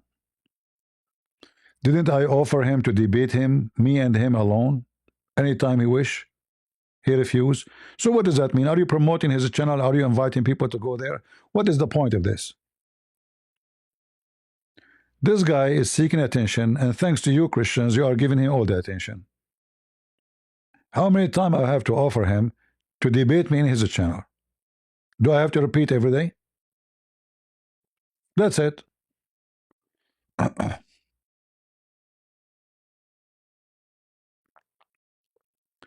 Matthew, so when you give to the needy, do not announce it in the trumpet, as the hypocrite do. My friend, we are showing the super chat to see if they have a question. I answer every question, including yours. Did you give me? Did you give any donation, militant? So don't be silly and don't school me. I mean, we just have this super chat just new, like it's just because YouTube is shadowing my channel, hoping that they will let me appear in the search. But according to you, the one who gives super chat, he is trying to show off. Do you give me in secret, militant anti-atheism? Do you donate to me in secret? Honestly, do you donate to me in secret? Because you are against donate in public, right? Do your majesty donate to me in secret? Give me the answer.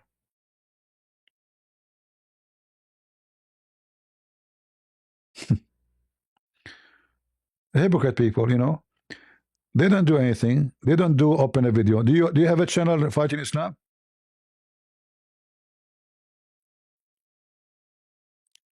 Super chat are for mentally ill. Okay, then do it. You are smart. And why you are here? If this is a bazaar, get out of here.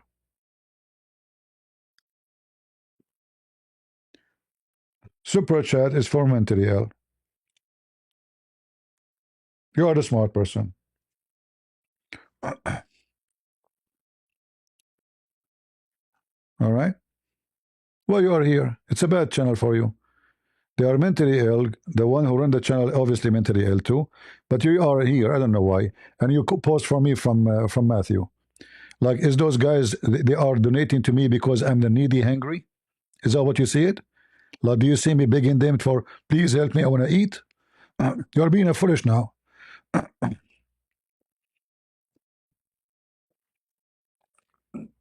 Give to the needy. No, thanks God, I'm not hungry. So if somebody make a donation, not because I'm hungry, you are truly an idiot.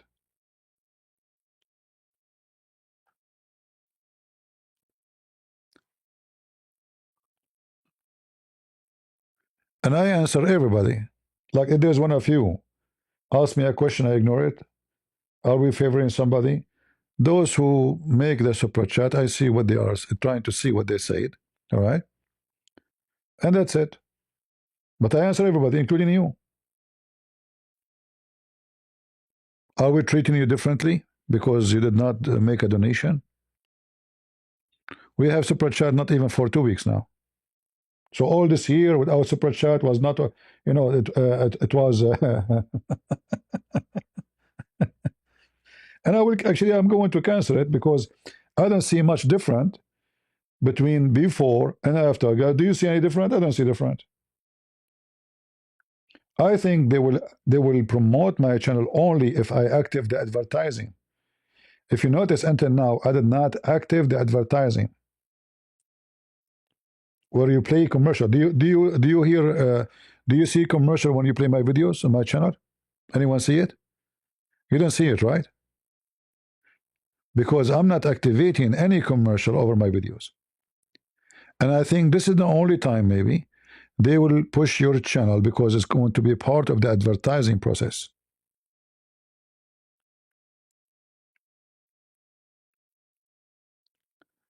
And if I see no different, I'm going to cancel this super chat.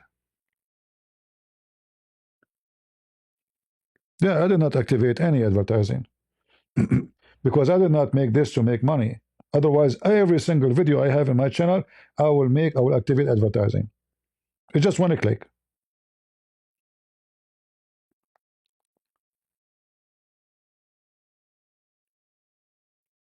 It take me one click. But I did not do it.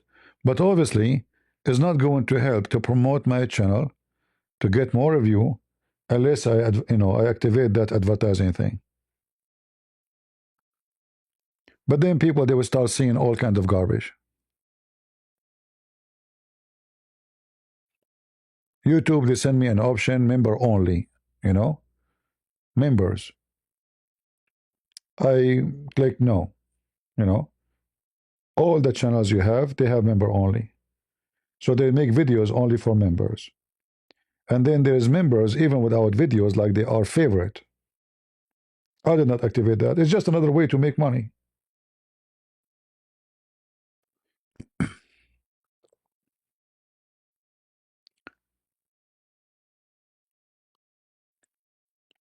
And go ahead, Mr. Anti-Atheist, go and make a donation secretly to me. Go ahead.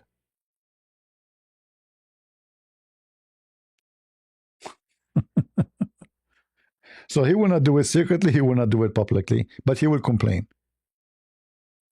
Right? What a hero.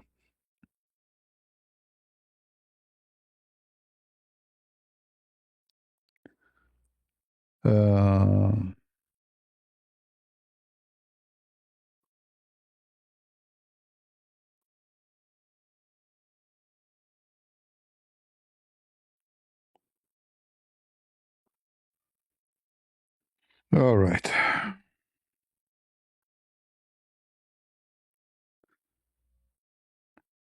Let us see here.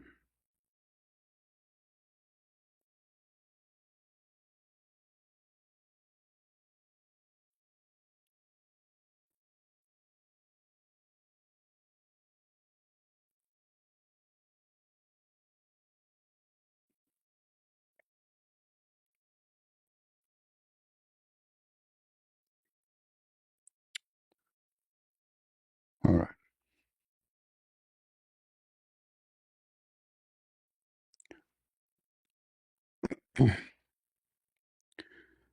Will you release translation of the Quran? It's not done yet to release it. All right. If we have it done, we will release.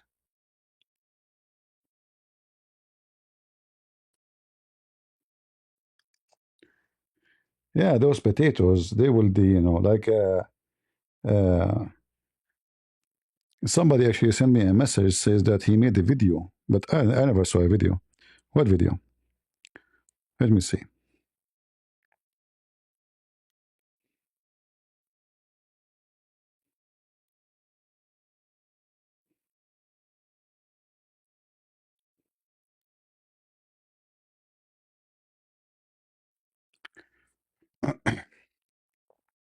If he dare, right now I will go to him. If he dare to accept only me and him, no David Wood, no all those group.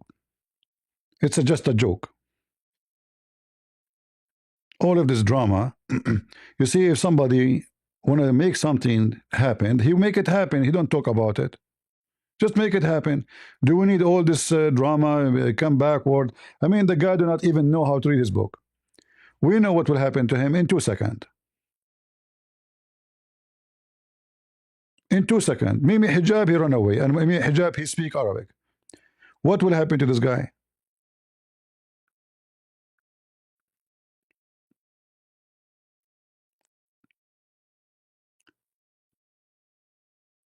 I offer him, I go to your channel, and you are the moderator, but there's no timing. You don't mute me. Allow me to share my screen to show the reference. That's all what I want. If you don't dare to do it in his channel, come here. I'm here. In fact, it's not me should go to him. He's just a potato. He's nobody. He should come to me. But I'm being humble. I say, okay, let us go to the snake house. Right? Let us smash the snake in her house. But the snake is afraid. What is preventing him from accepting to debate me, just me and him alone? And even I made the offer, he can call any friend during the debate, ask him for help. I will allow him to do so. It's just a way of humility. Because I want to show everybody that this guy is a potato. He have no idea what he is talking about.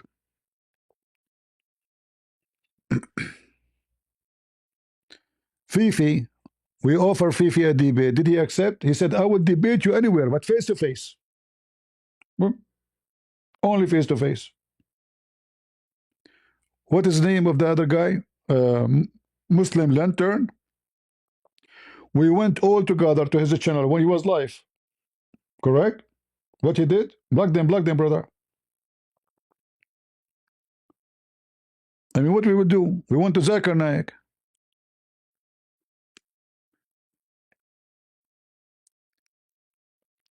They offered this potato to debate in this, what they call it, BD something, you know? This Assyrian guy. The second they told him, you know, God logic will be there, he said no.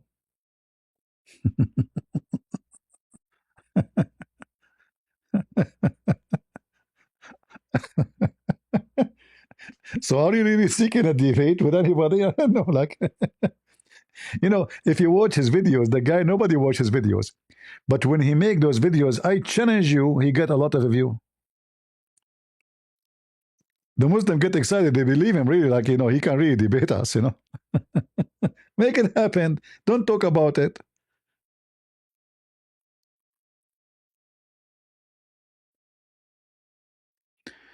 Nobody should join his channel anyway, because when you join his channel, unless you are going to make the guy shish kebab, like if you want to go and be polite, you don't want to say things as it is, don't go. Don't go there.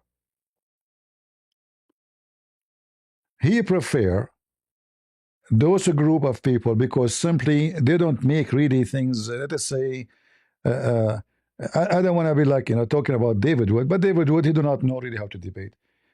Just mention to him something about philosophy, he will start talking about philosophy. In a second, he loves philosophy. The guy, he's obsessed with it. Just say to him philosophy, anything philosophy. If you want to debate Islam, focus in the topic, and you have to focus on the head of the snake. All right?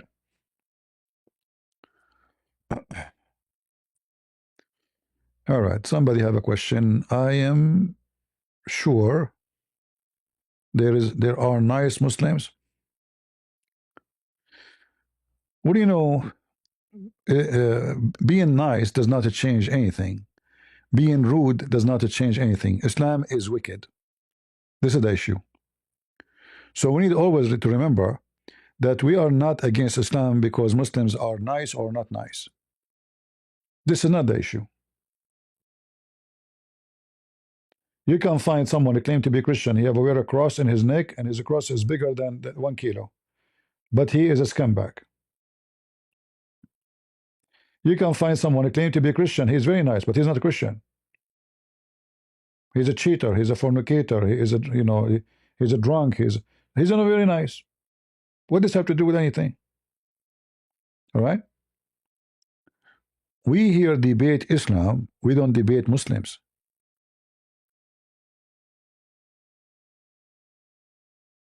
Because people, they can be anywhere. They can be bad. They can be good. All right. You're welcome. No question. All right. You see, my software doesn't show me really if there's a question. It shows me there's a super chat. Peer character jumping up and down. All right.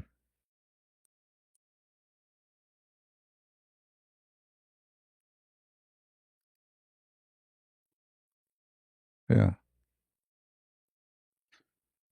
Try to activate ads. It will help to grow the channel. But yeah, but that will make the videos annoying to watch, because then you have to watch video.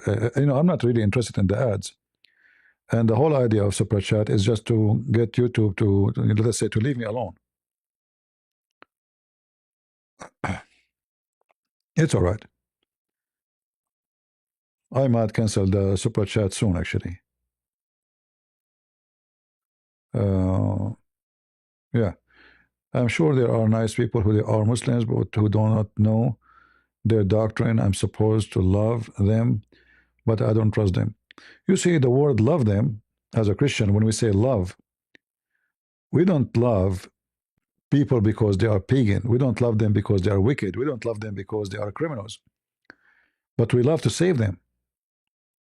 So, many Christians, they understood wrong when we speak about loving others. So when we say loving Muslims, it's not about giving them hugs. It's not about being just a friendly. In fact, we have to be rude. Rude in which way? Delivering the truth. That if you don't believe in Jesus, you are going to go to hell, and Islam is false. So loving Muslims is about rebuking them. It's about defeating Islam. It's not about shaking hands. In other way, it's not a friendly love. You know what I mean?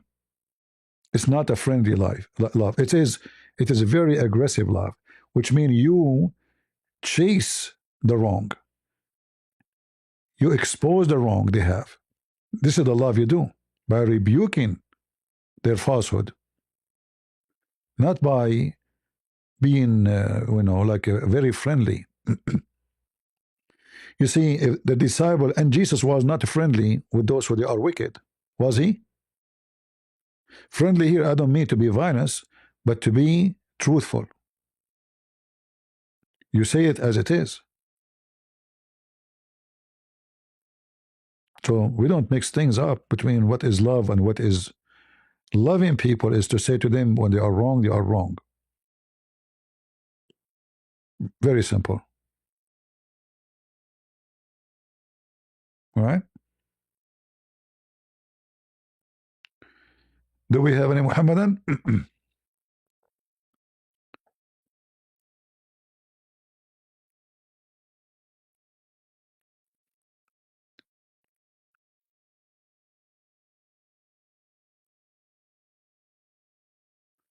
Yeah. In fact, the Quran, look how wicked the Quran. The Quran teach the Muslims that the Christians, they are nice to you because Allah forced them to be humiliated.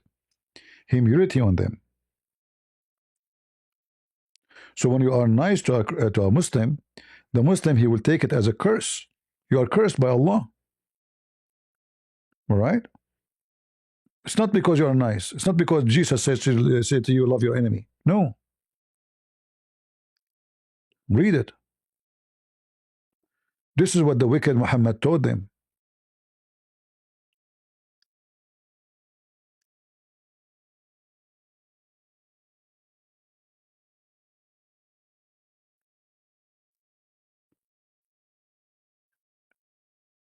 I don't know how many times you witness a Muslim might say to me, "You are not behaving like a Christian."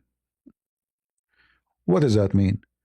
They learn that the Christians are very friendly, they are very kind.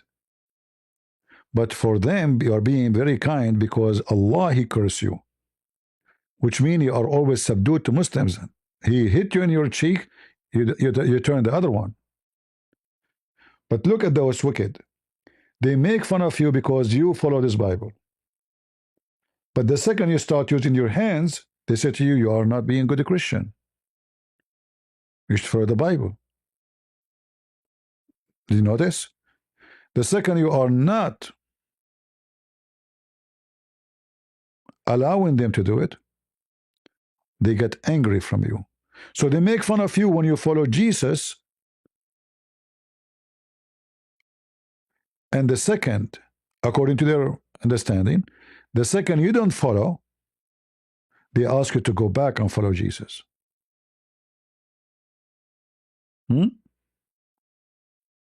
Yeah, they think they are superior, you know. That's why Muhammad, he said to them that you are the best of mankind. And who is the best of mankind? The Muslims who bring non-Muslims with the chain around their necks. Muhammad is exactly the same as the KKK. In chapter 3, 110, the Quran says you are the best of mankind. Okay, how we are the best of mankind? You bring non-Muslims like dogs and put the chain around their neck. Do you see it?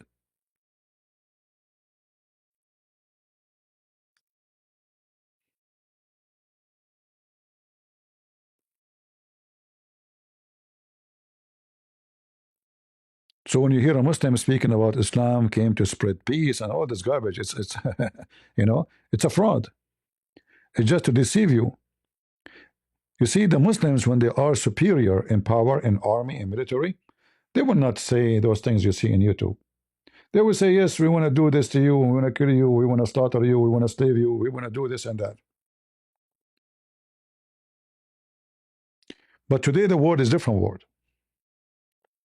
If the Muslims one day became superior again in the military, then you will hear a different language. Right now, nobody is paying jizya. But trust me, they would love to make you to pay jizya to live, to make you live like a dog. So when we say we love Muslims, we love as a human being, loving a creature of God. You see, we as a Christians, we see a cat, we feel for the cat. It's a cat. It's not a human being. Right? It's a cat. If you see a cat injured, you help the cat, even though it's a cat. So God, He put love in our heart. We help everybody. But that does not mean we ignore the fact that there's many, they have teeth of snakes and they are poisonous and they would love to destroy you. Always remember that. And as you see, their dream is to bring you with the chain around your neck like a dog. And that will make them the best people. If they don't do that, they are not the best of mankind. So what makes the Muslim the best of mankind? If they bring you with the chain around your neck. What makes a Christian the best of mankind is loving and forgiving. See the difference?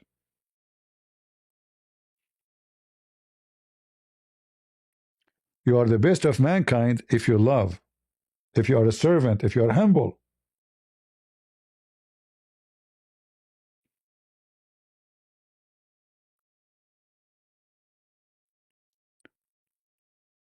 Do we have any Muhammadan?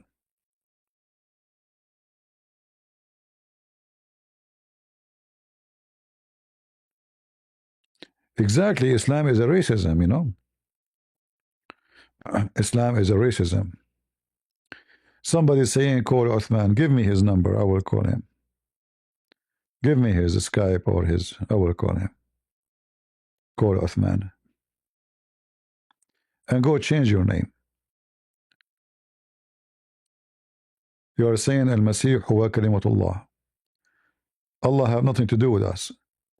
When those Arab Christians will stop using the word Allah, when they will wake up. Last Friday, Muslim was called out for practicing taqiyya during the debate in Tim Poll podcast. Islam has become more exposed in mainstream. Yeah, well, I do my part, and I hope more people will do their part too. All right.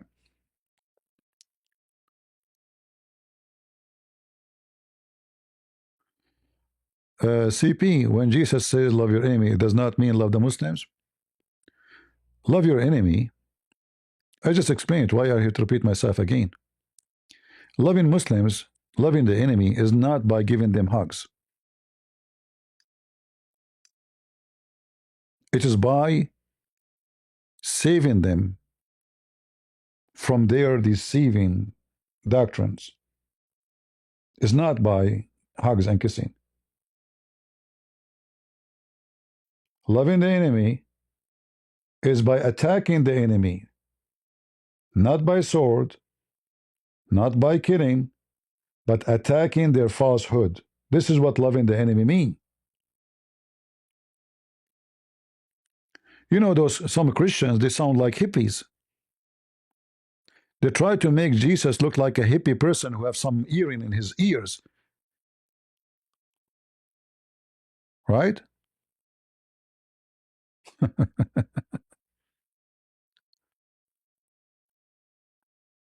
Is that correct? They are giving a false image of Jesus. Isn't this the same Jesus who flipped the tables over those who they are making the temple of the house of God a bazaar? It's the same Jesus. Isn't this the same Jesus who called them vipers, sons of snakes, hypocrite, all kind of names? It is Jesus. Right? It's the same person. Al-Masih. Yeah, brother, I will call him. Do you have his Skype to call him? Do you have his Skype to call him? I will call him right now. Do you do? Do you have his Skype? Give me his Skype. I will call him. Can you call him and join you so I can talk to you? I will talk to you. If you have a Skype, you call him and he join us. What do you think? Are you willing to do that?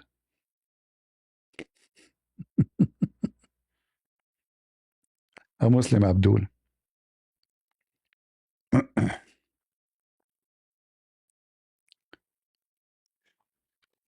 Oh, Lord have mercy. Any Muhammadan?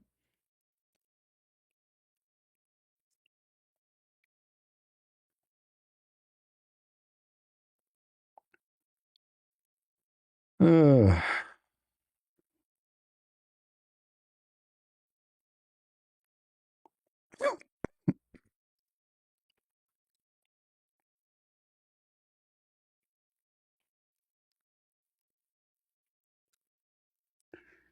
yeah, loving the enemy is not what many Christians they think. You know, like when Jesus he said, "The one who don't have a sword, go and buy one." Why he asked him to buy a sword? To do grocery with it? Huh? Why he told them, the one who don't have a sword, go and buy one? Anyone can answer? Hmm?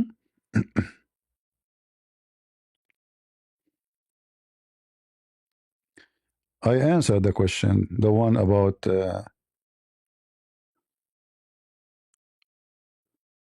are you talking about the other one? About the Old Testament and New Testament?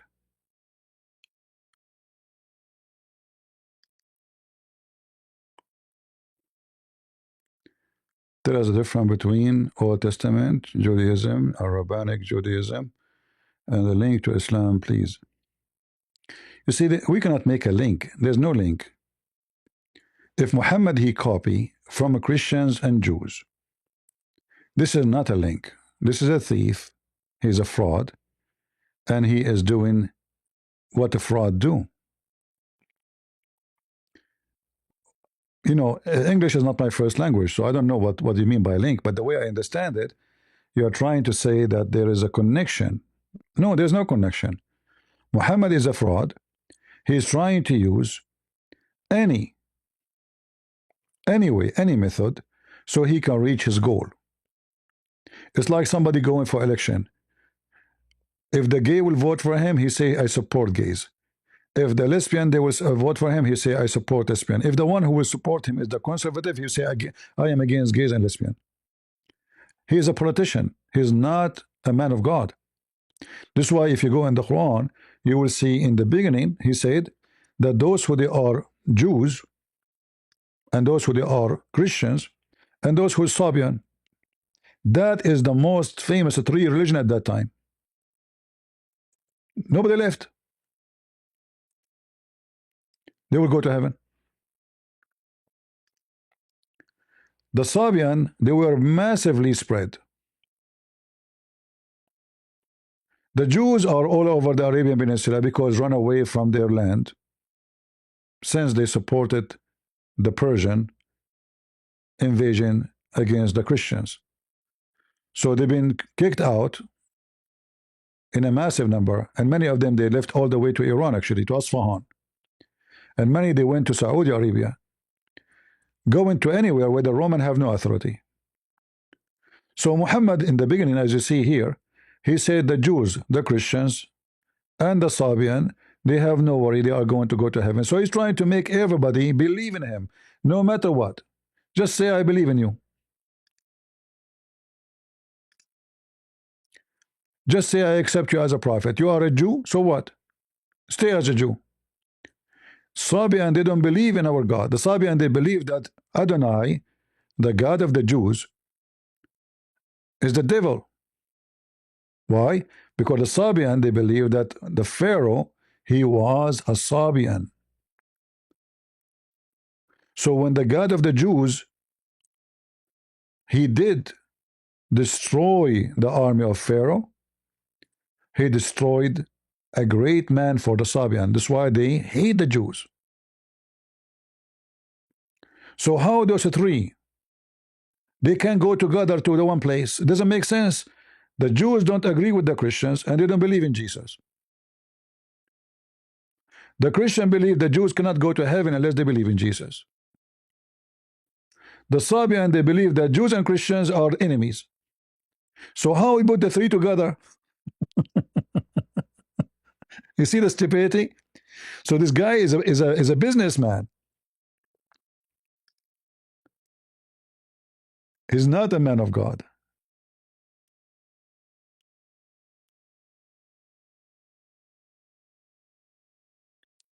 Are you with me?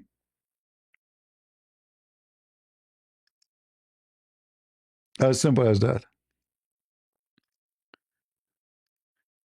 The one who's saying join Uthman, well, I can give you a link. He would like to join us?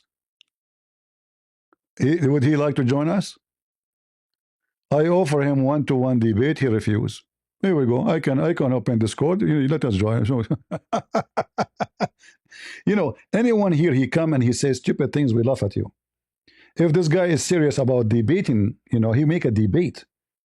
Not a table, bring in a bunch of guys sitting drinking coffee. A debate mean a debate. All right? He's a female hiding behind a bunch of guys. He can bring them all together here. I offer him a debate in the channel. He refused, the coward. We have Discord, we have Skype, we have all what they need to call. You say some Christians act like hippie. There is no, that's so because the teaching of some churches. Well, we are here to fix the teaching of some churches. And we are no hippies. All right? He is waiting for me for his channel. Tell him I am waiting for him in my channel. Tell him here the coffee is better. And this is a Christian land. We don't have camel urine, so it's more clean. All right? He's more than welcome. He can bring with him anyone he wants, because alone he cannot make it. With 2 more friends, he cannot make it. With 3 more friends, he cannot make it. So all of them, they are welcome. Me alone and all the Muslims together. Make it happen if he's serious. A bunch of kids. I mean, I don't have a link. My software don't offer such a thing, but we can open Discord. No problem. The link is not an issue. I can open my Skype. You want to call me in Skype? Huh? If you want, I can share my Skype. I can open my Skype. Like today, they don't call it Skype. They call it meeting, right? All right. You need to sign again. Okay. How we sign again? I did not use this Skype for a long time. So it's asking me to sign again.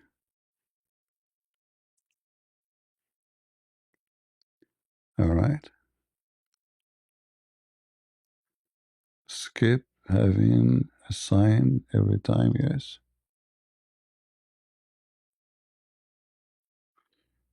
All right. It's saying to me you need to sign again. Why? We need you to sign. But I am in. What do you mean we need to sign?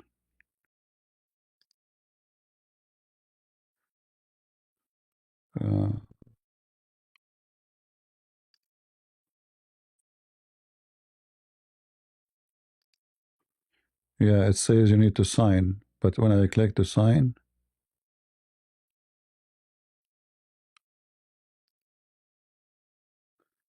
okay, I think now it's solved. Let me see how I can share, invite to team. How to invite. I think I copied the link. Here we go. Give the link to Sheikh Othman. Here we go. No, it's fine now. Because I did not use it for long. It says sign, so I click sign. It just restarted, and it worked. This is the link. Here we go. Tell your Uthman if he dare to call me. He can bring all the kids with him. All right? Right now, not tomorrow. But we can do it every day, not only today.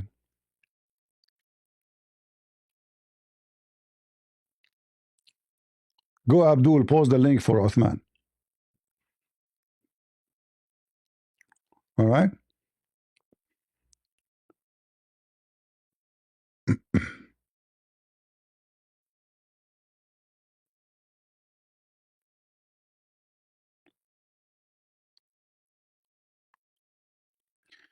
Well, the relationship between the Jews and the Persian, it's not because they believe in the same God, but the Persian, they were an enemy to the Roman, and the Jews, they are an enemy for the Roman.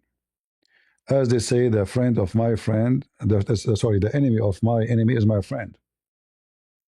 And when this, if you know the story of the siege of Jerusalem, the Jews, they help the Persian.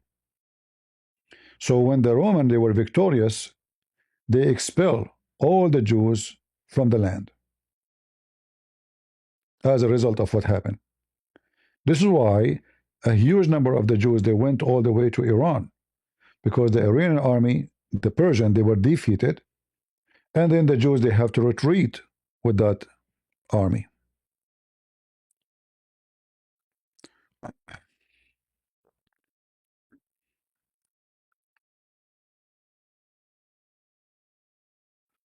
Yeah, those guys are coming to promote the channel of Uthman, obviously.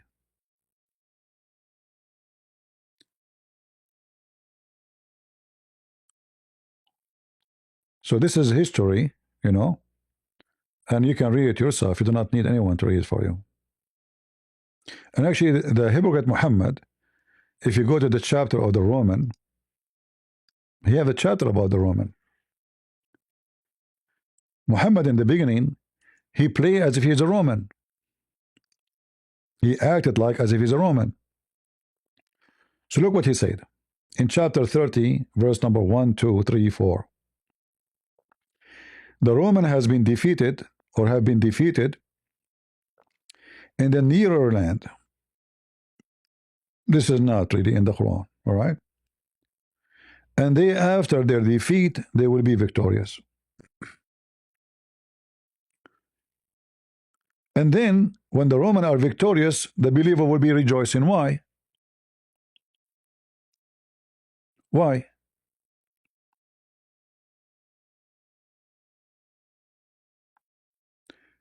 Muslims cannot answer why. They say to you because they are believers. The Christians are believers at that time. They are kuffar. They believe in Jesus to be God. And according to the story, the one who gave victory to the Roman is Allah. Why Allah want to give victory to the Christians? Here, Muhammad was trying to adopt the position of a Christian person. He tried to present himself that he loved the Christians, he defended the Christians, he's a Christian. So the Arab, they were saying, according to Muslims, look, the God of the Christians is being defeated. Muhammad answered them by giving them Quran, saying, okay, they are defeated, they will be defeating soon. This is what the verse is saying. But if you go in the Quran, in the Hadith, you will see that this verse was given after the Roman, they were victorious.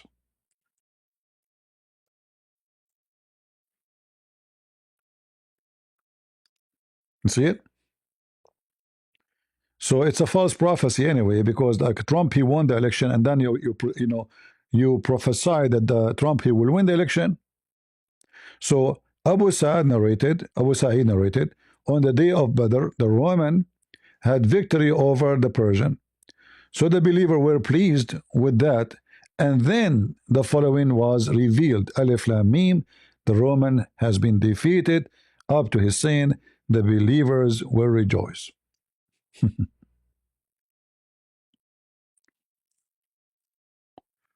All right.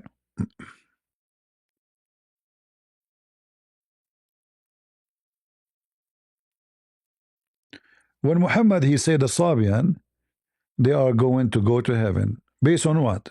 Who is the God of the Sabian? Any Muslim can tell us? Who is the God of the Sabian?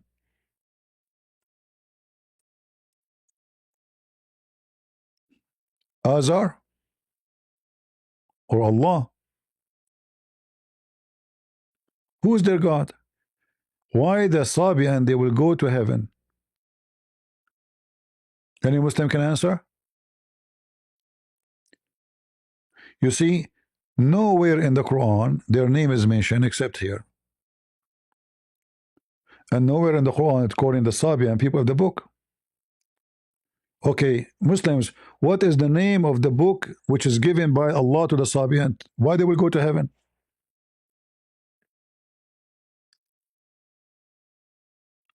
It's just a stupid false prophet making up stuff.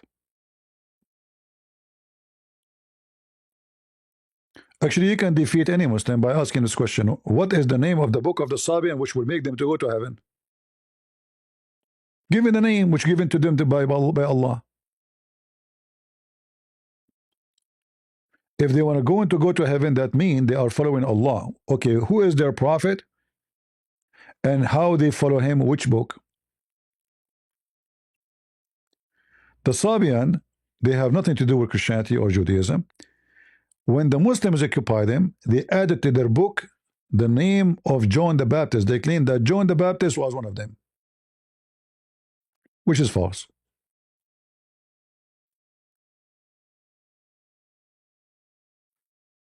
John the Baptist never went to Iraq, and this is an ancient.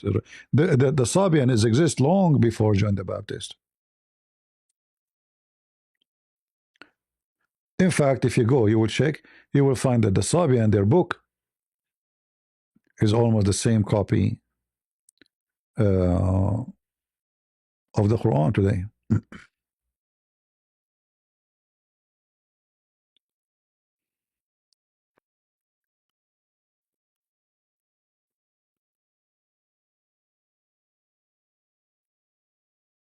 Do we have any Muhammadan?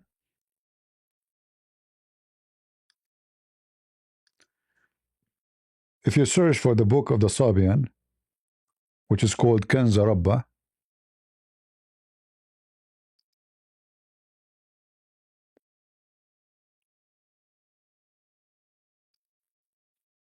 the book contained two books, Kanza Rabba right and Kanza Rabba left. Then you will notice right away that Muhammad religion, most of it is coming from this book. And there is no way they are copying Muhammad. Obviously, Muhammad copying them. This is Kanza Rabba.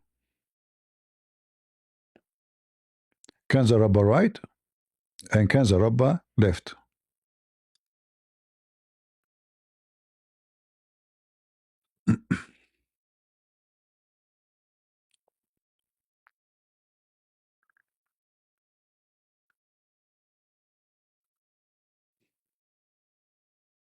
It's taking time to load.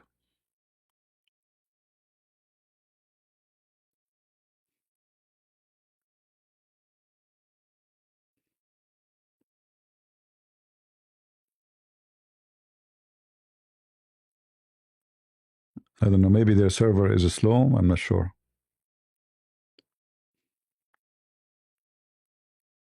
Right away, when you start reading, if anyone who speaks Arabic, right away he will notice that this is Quran.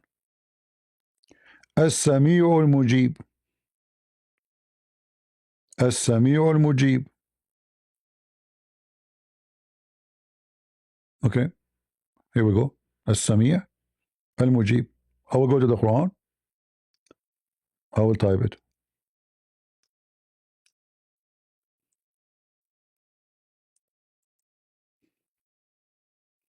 As-Sami'u al-Alim, As-Sami'u al-Mujib, As-Sami'u, all of it. It's exactly the same as the Quran.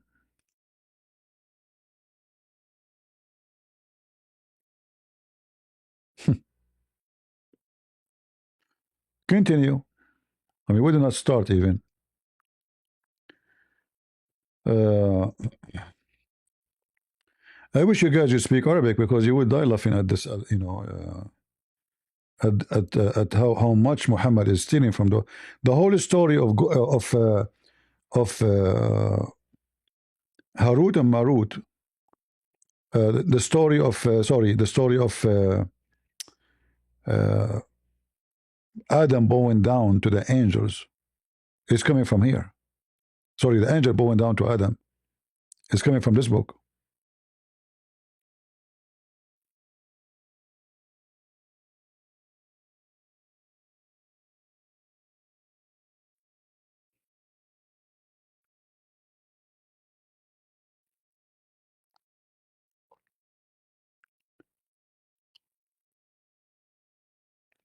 Look at here.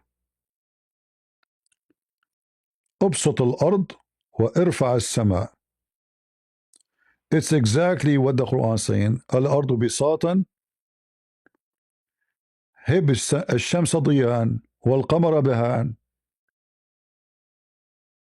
Let's go to the Quran. It's exactly the same thing.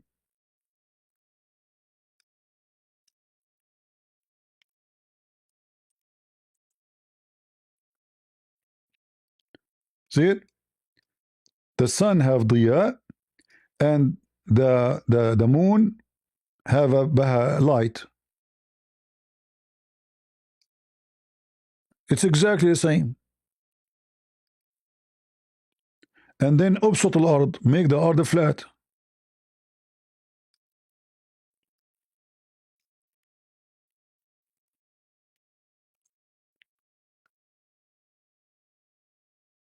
Read it. الأرض بساطا.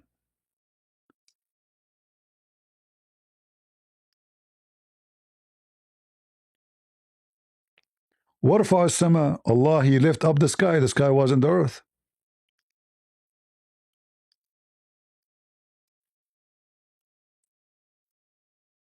It's exactly the same. الله الذي رفع السماء. رفع السماء. رفع السماوات. رفع السماء.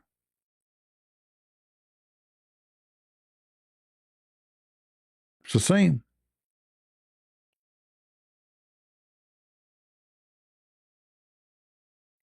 And again, repeating the same thing. He lift up the sky. He made the earth flat. And then He gave the sun light. And He gave to the moon another light. And then He continues saying,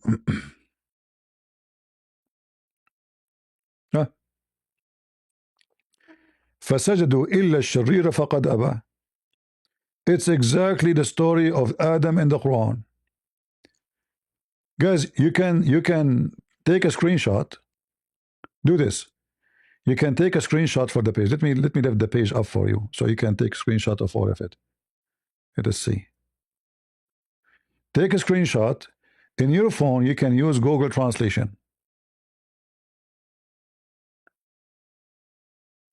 You can do that, right? I think all phones are now capable of doing that. So you can take a screenshot.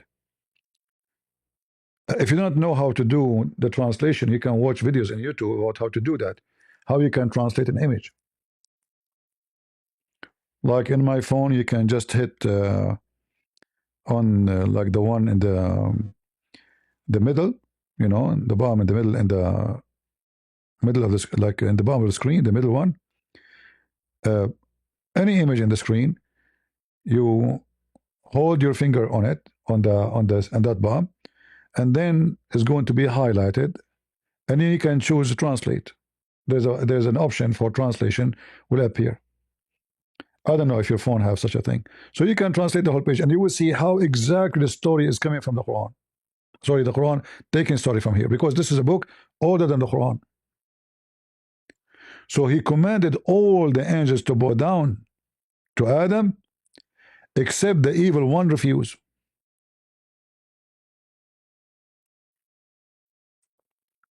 Let me see if I can do that in front of you using Google method, but I have to do it in Google browser.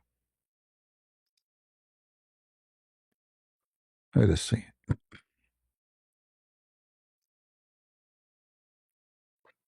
You see? Let us see if that will work here in this browser. I'm not sure. Let us see. But I have it already done.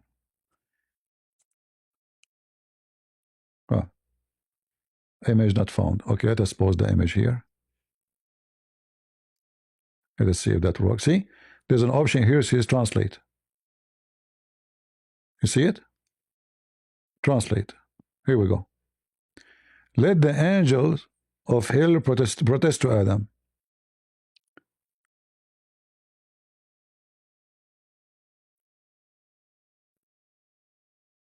This is the title.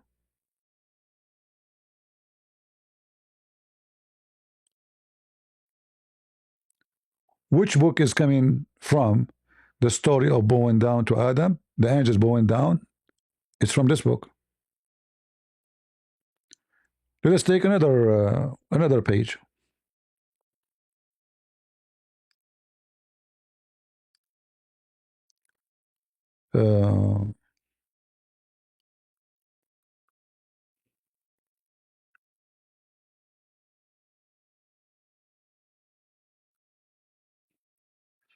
Maybe it was in, let's see.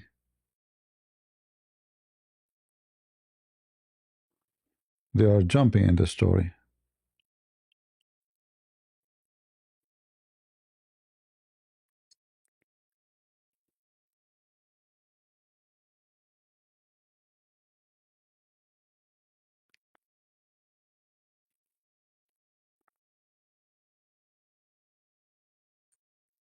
Many phrases is exactly the same as the Quran.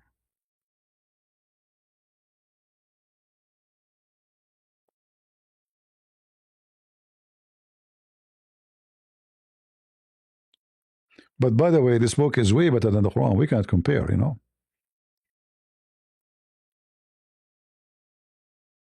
Sadiqeen, al-Mu'mineen, etc. You know. Uh,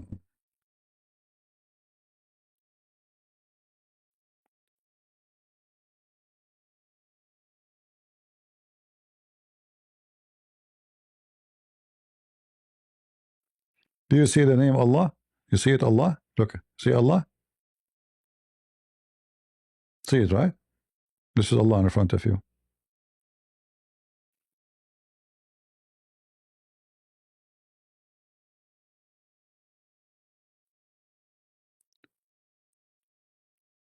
Uh,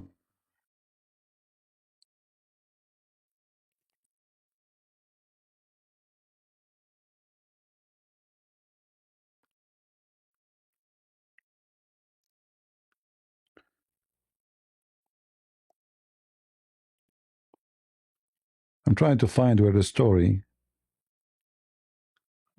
in details with Adam.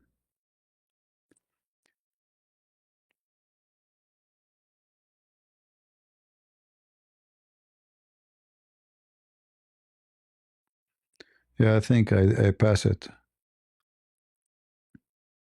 I think it's in Kanza Rabba, book number 1.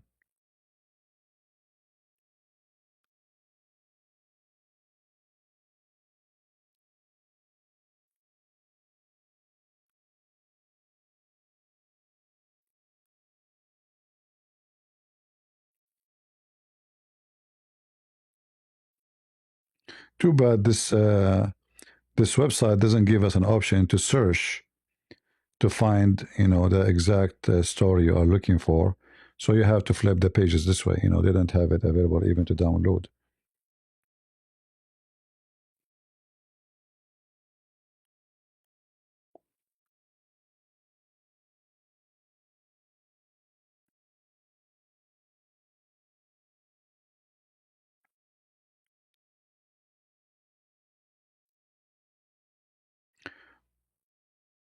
Anyone who speaks Arabic, he will notice right away how much Muhammad he took from this book. It's amazing. Phrases, sentences, teaching, stories.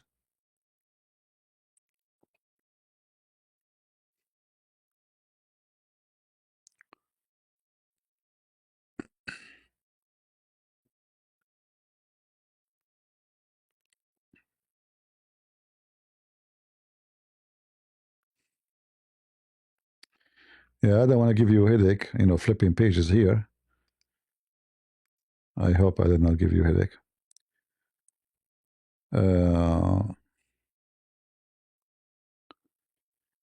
What is significant about the Persian?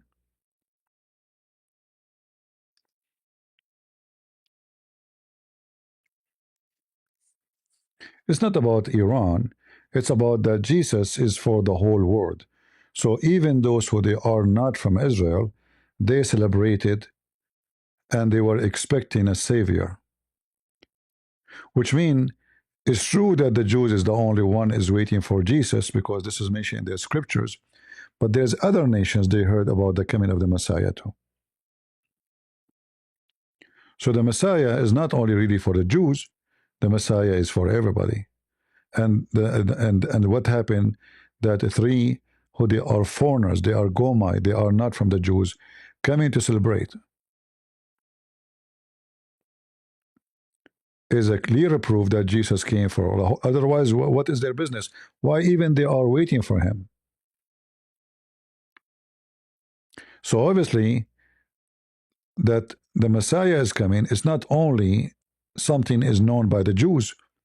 There's other foreign nations, they knew about the Messiah is coming and they believe in him.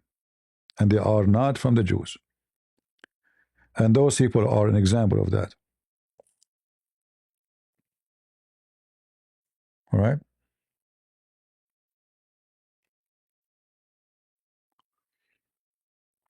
Do we have any Muhammadan?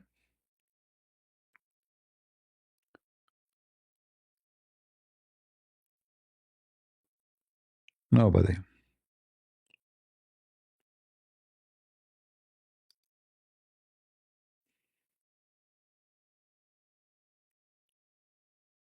All right. Any other question?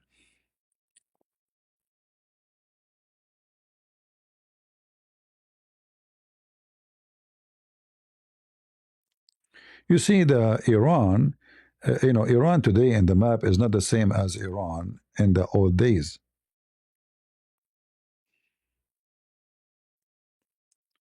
Because those kingdoms, they are empires. They are not. Iran today is way smaller than it used to be. You know.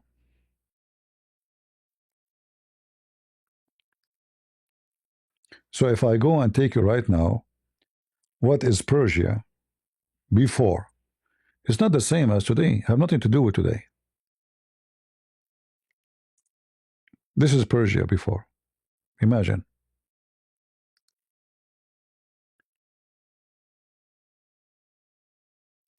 All right. So Persia simply is not just a location of a land, is wherever the kingdom is expanding. So those people, they went all the way to Europe. They went to Macedonia. They were not contained inside Iran only. They occupy Afghanistan, many, like, look, this sea here, the Black Sea, I mean, all this territory here, they controlled it. That's why they were able to take the Jews as slaves. They went all the way to Egypt. So if you are exist in certain time, and they ask, and you are from this city, they will ask you, are you from where? You say from Persia. Why? Because it is occupied by the Persian, the authority. So this is the Persian Empire between 538 and 332.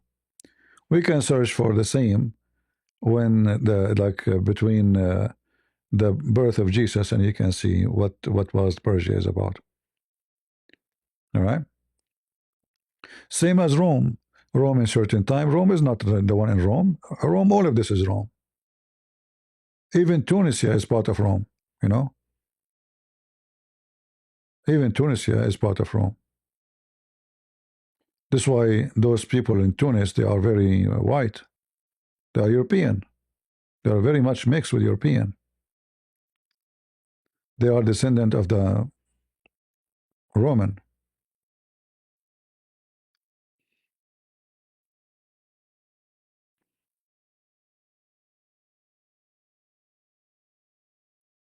All right.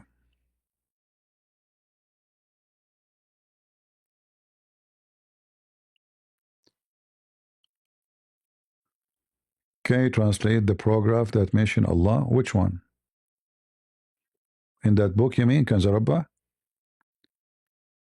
Well, all those, every page have the phrase. What this guy is mentioning this address? Who is this idiot?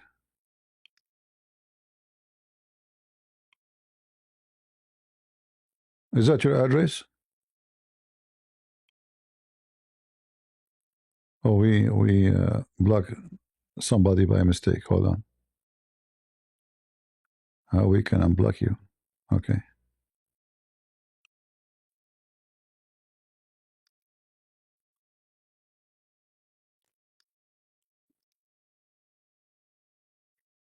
My chat is acting up.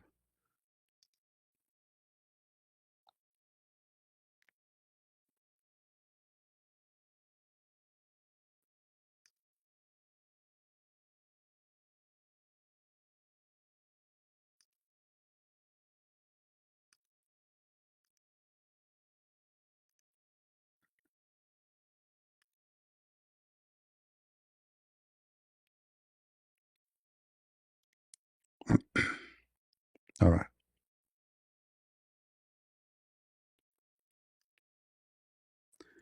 My YouTube is acting up. I don't know why. Maybe I need to refresh the page. Let me try. Any other question?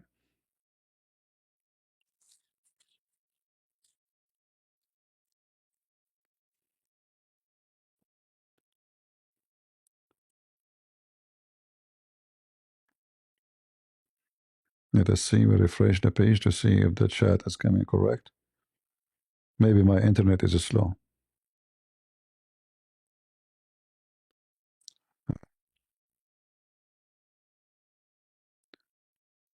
Any question? You know, if we go there, what they would do, they would start making fun and calling names. And then we'll promote his channel. You have to be smart. We know that this guy is not serious to debate anybody. Right? It's a joke.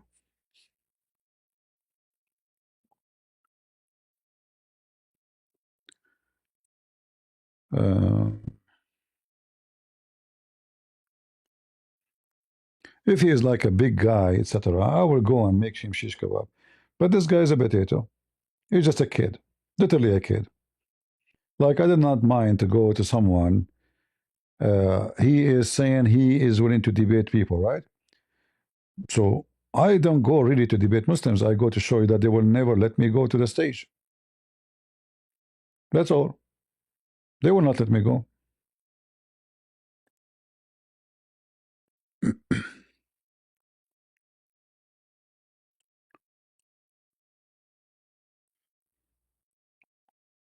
We wouldn't have many admins here. We have no admins. The hadith were written way after Muhammad died. Who and when coded da'if and sahih? Well, supposedly the Muslims, they start searching and finding who is the one is trustworthy and which hadith is repeated and which one is repeated only once. So they created their own rules, which is not really there, you know. However, even those who collected the hadith, in their books they said any hadith which does not be fit to be about our prophet, we did not put it in the book, which means already they filter it. Any hadith does not be fit to mention, not because it's da'if, not because it's not good, because it does not be fit, will make Muhammad look bad. So the Muslims now, they have to make another filtration. Any hadith look embarrassing,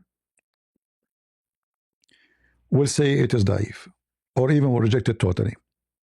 If the hadith sound good, even if it's not supported by anyone, they will say it is strong. All right?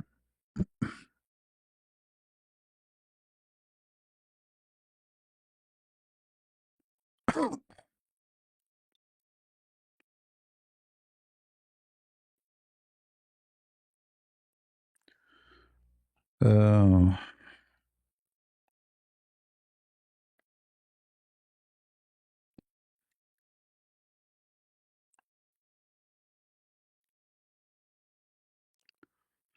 the hadith you mentioned to me is about Muhammad's daughter when she died, which is very strange, by the way, because Muhammad don't have any daughters.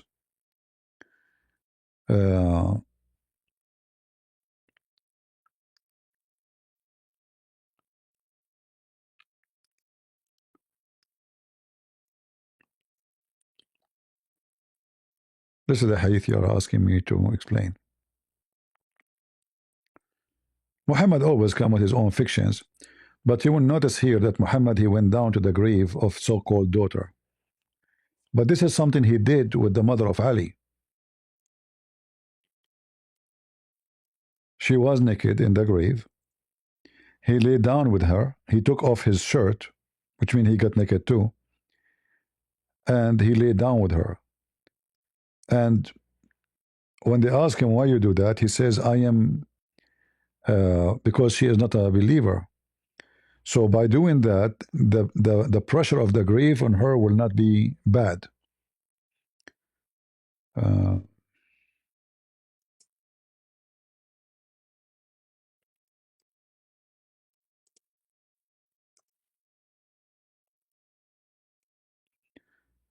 Let us see.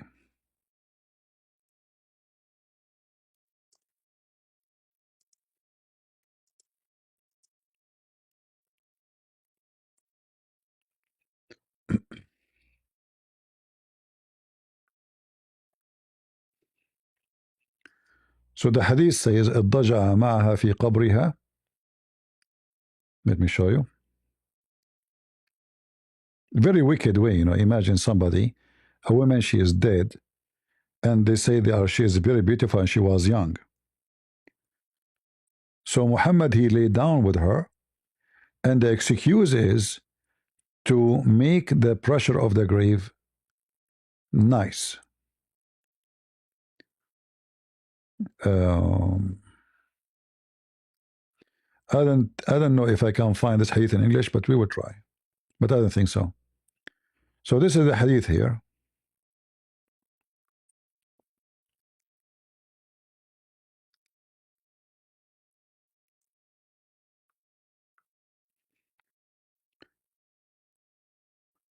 I will give you the link. You can, and this is authentic.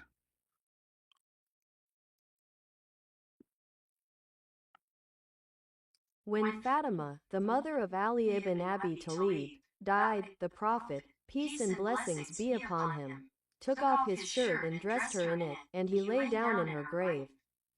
When the earth was leveled over her, some of them said, O Messenger of Allah, we saw you do something you have not done for anyone else. He replied, I dressed her in my shirt so that she may be clothed in the garments of paradise, and I lay down with her in her grave to alleviate the pressure of the grave upon her. See? Indeed, she was one of the best of God's creation to me in her conduct, after Abu Talib. Summary of the Hadith scholar's judgment. It contains Sa'dan ibn al-Walid, whom I do not know, but the rest of its narrators are trustworthy.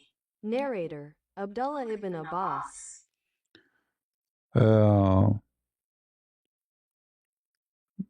Someone asking me for Kanza Rabba. All right, hold on, Kanza Rabba. I closed the link already, but we will find it, no problem. But do you see how creepy this man is? Sleeping with the women in her grave, and he take off his clothes, and he lay down with her. What is that? And you will notice, even they say to him, you did something nobody did before. Nobody did this before. What are you doing? The one who asked me for the link, this is the link for Kanza Rabba book. But let me tell you first how you open it. How to find the book. You go down all the way here, and then this is Kanza Rabba right, which means the right side of Kanza Rabba, and this is Kanza Rabba left. All right. In fact, here it says you can download. So I don't know if you can download it. You can try. Let me see if I can post the link for you. If it does not work here, I will post it in Rumble. Let me know if it doesn't work. I will post it in Rumble anyway.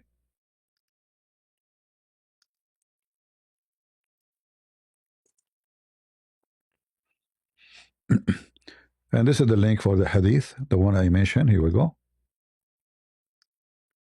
If you like to save it, about Muhammad sleeping with dead women. Whatever the Muslim they will say, it doesn't make sense. Does it?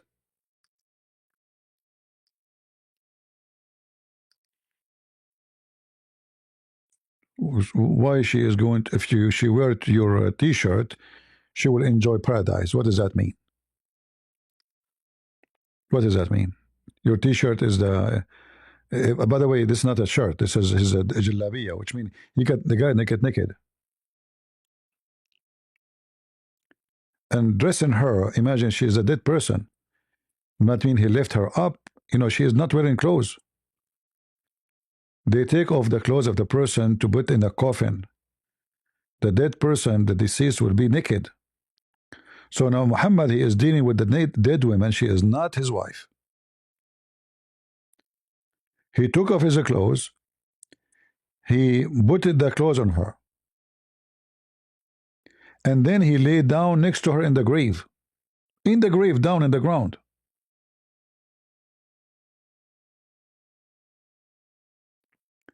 So when people, they are witnessing this. People, they say to him, we never saw you do such a thing. This is strange. What is this? He said, I dressed her with my shirt, so she may be clothed in the garment of paradise. And I lay down with her in the grave to alleviate the pressure of the grave on her.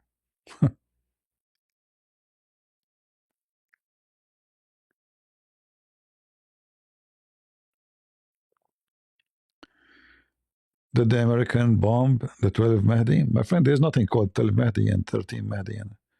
This is just a lie. The Mahdi has never exist.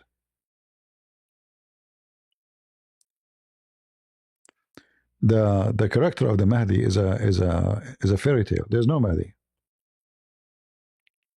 Never exist, never was, will be exist.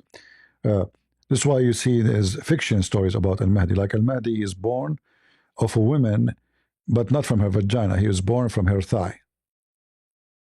Why? Because he's Al-Mahdi, you know.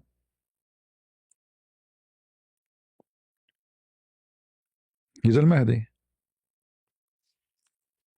And they don't know who is his mother. They don't know anything about him. It's just a fiction story.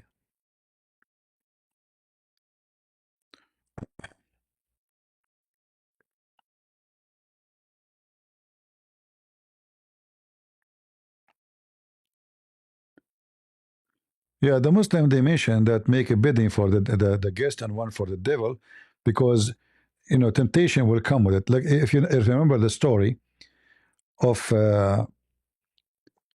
when Aisha, she found one of Muhammad's companion. He was washing, or not, yeah, he's washing his dress because he masturbated. So Aisha, she told him, let me show you how I clean the dress of Prophet of Allah from the semen. So she starts scratching it, sorry, I'm losing my voice, scratching the semen from the dress. So the guests, when they come to Muhammad's house, obviously they start masturbating in his house.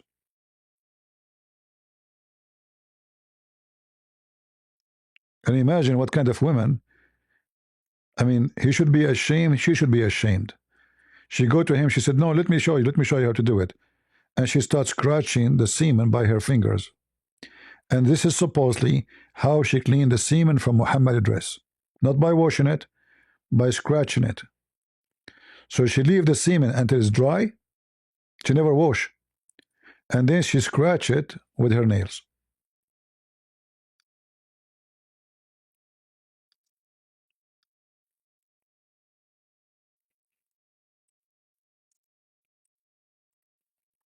Let me see if I can find the hadith. In English first.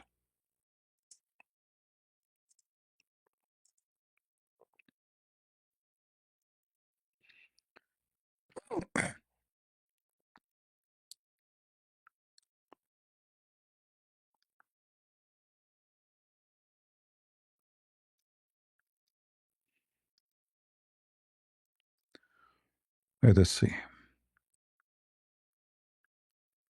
Obviously, Aisha, she is a very lousy woman, you know. In other words, she is like, I don't know what's the word whore, but this is a behavior of a whore. There we go.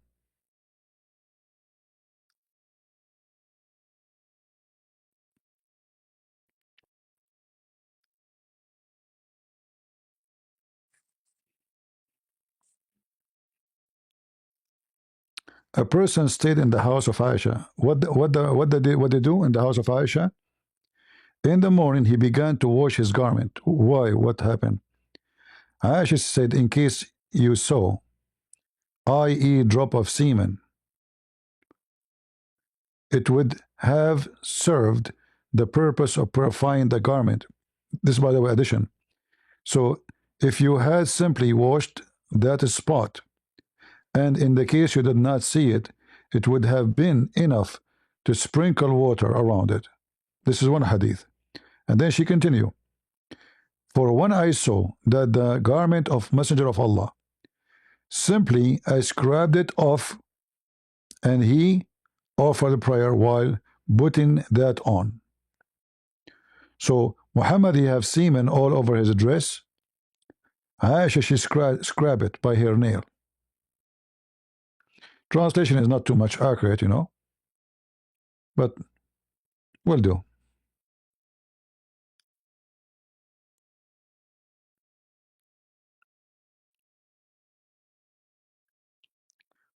But imagine Muslims coming to the house of Muhammad and he have his wife there and they are masturbating in the house of Muhammad.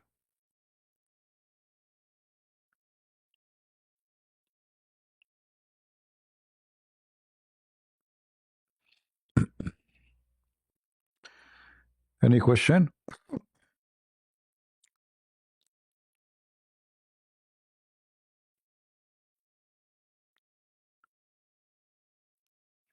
Yeah, this woman, she have no shame, Aisha. You know, Aisha, she is a very trashy woman. This is why the Shia, they always attack Aisha. You know, she's very evil, actually. You know, she took, imagine, she took an army to kill Ali and his family.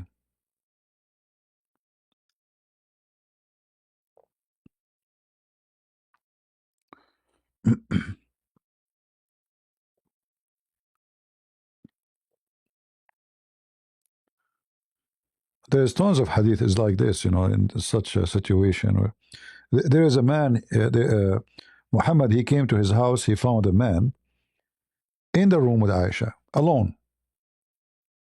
The whole house, there's nobody. Only Aisha and this man. So Muhammad, he got angry. He said to her, what this guy is doing here? She said to him, this is my brother from breastfeeding.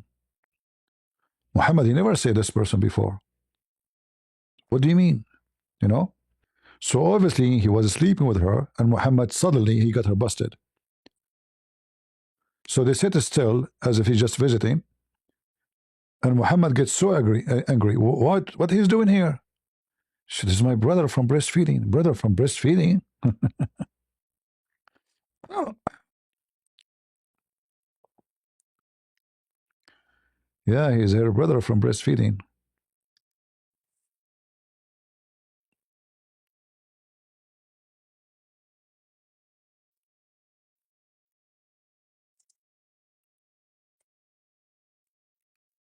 The husband is very old.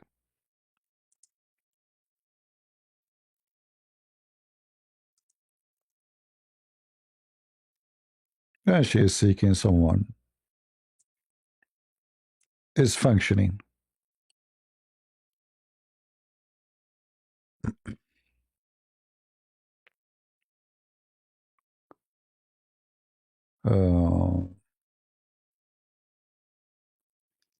Let me see the hadith.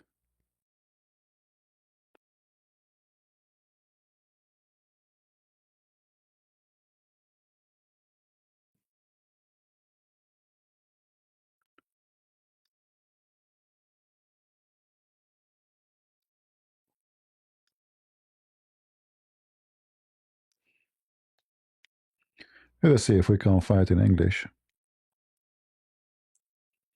So if you are cheating on your husband, and your husband came, and you are a Muslim woman, just tell him, he is my brother from breastfeeding. All right? Well, I don't think we will find this hadith here. So let us see.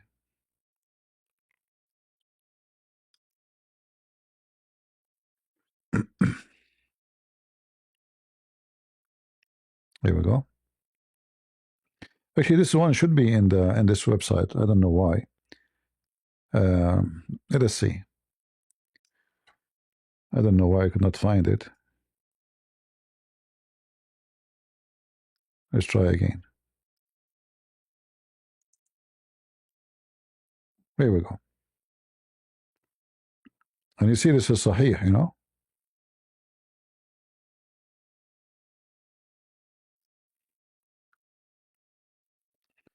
So Aisha said, Allah Apostle visited her when a man was with her.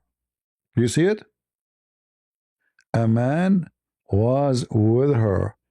And this man, he is breastfed from adult. Which means Aisha, either she breastfeed him herself or she commanded her sisters. And this is the book of Effin, Nikah, chapter regarding breastfeeding for adult. Aisha, she said, Allah Apostle visited her when the man was with her, a man. The narrator have said, this is grieved him, which means he gets so upset, and he frowned. The aggrieved version then goes, she said, he is my foster brother, Apostle of Allah. Muhammad, he says, hey, really? Breastfeeding because only for the hungry. Why is it? Which mean what? So what do you mean? Breastfeeding only for the hunger. Was he hungry?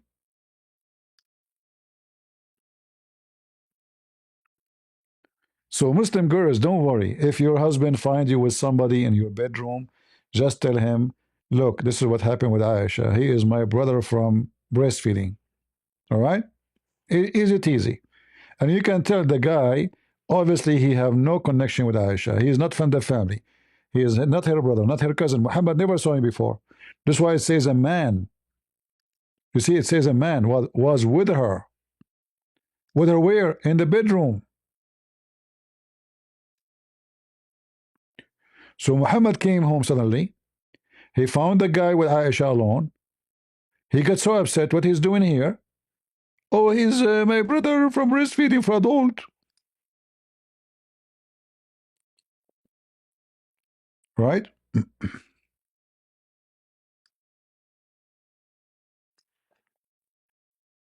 So Muslim women always they can save themselves from any accusation. If Aisha can do that, she can do that. Right? Why not?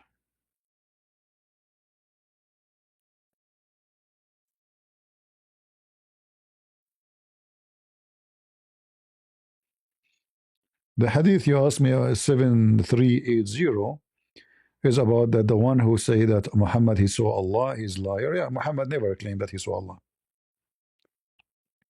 Muhammad he said he saw the back of Allah in different hadith, but not Allah. And he never spoke to Allah too.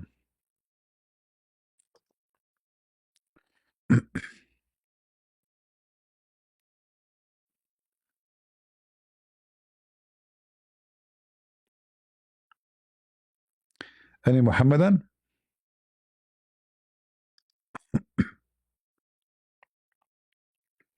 All right, I'm here for how long now? Did we have enough? Let us close those Abduls. Holes in the narrative. The religion of the potatoes. And this is guy, look, I mean, look, this guy, his eyeglasses is like, I don't know what will happen to him if you take them off. It looked like windshield, you know? I mean, if this is your glasses, what is your car window is? Lord have mercy.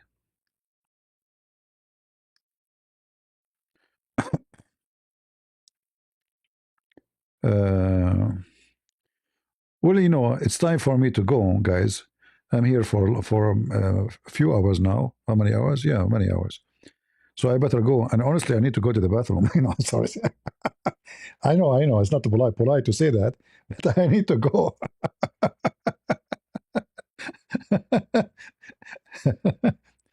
I did not go to the bathroom since the morning. It's my fault. I should take care of it before. Oh boy. But don't worry, before I enter the bathroom, I'm going to enter with the left foot and I say the prayer which Allah Prophet, he said to me. Otherwise, shaitan will play with your anus. Be careful, huh? You know the story, right? You have to be very careful.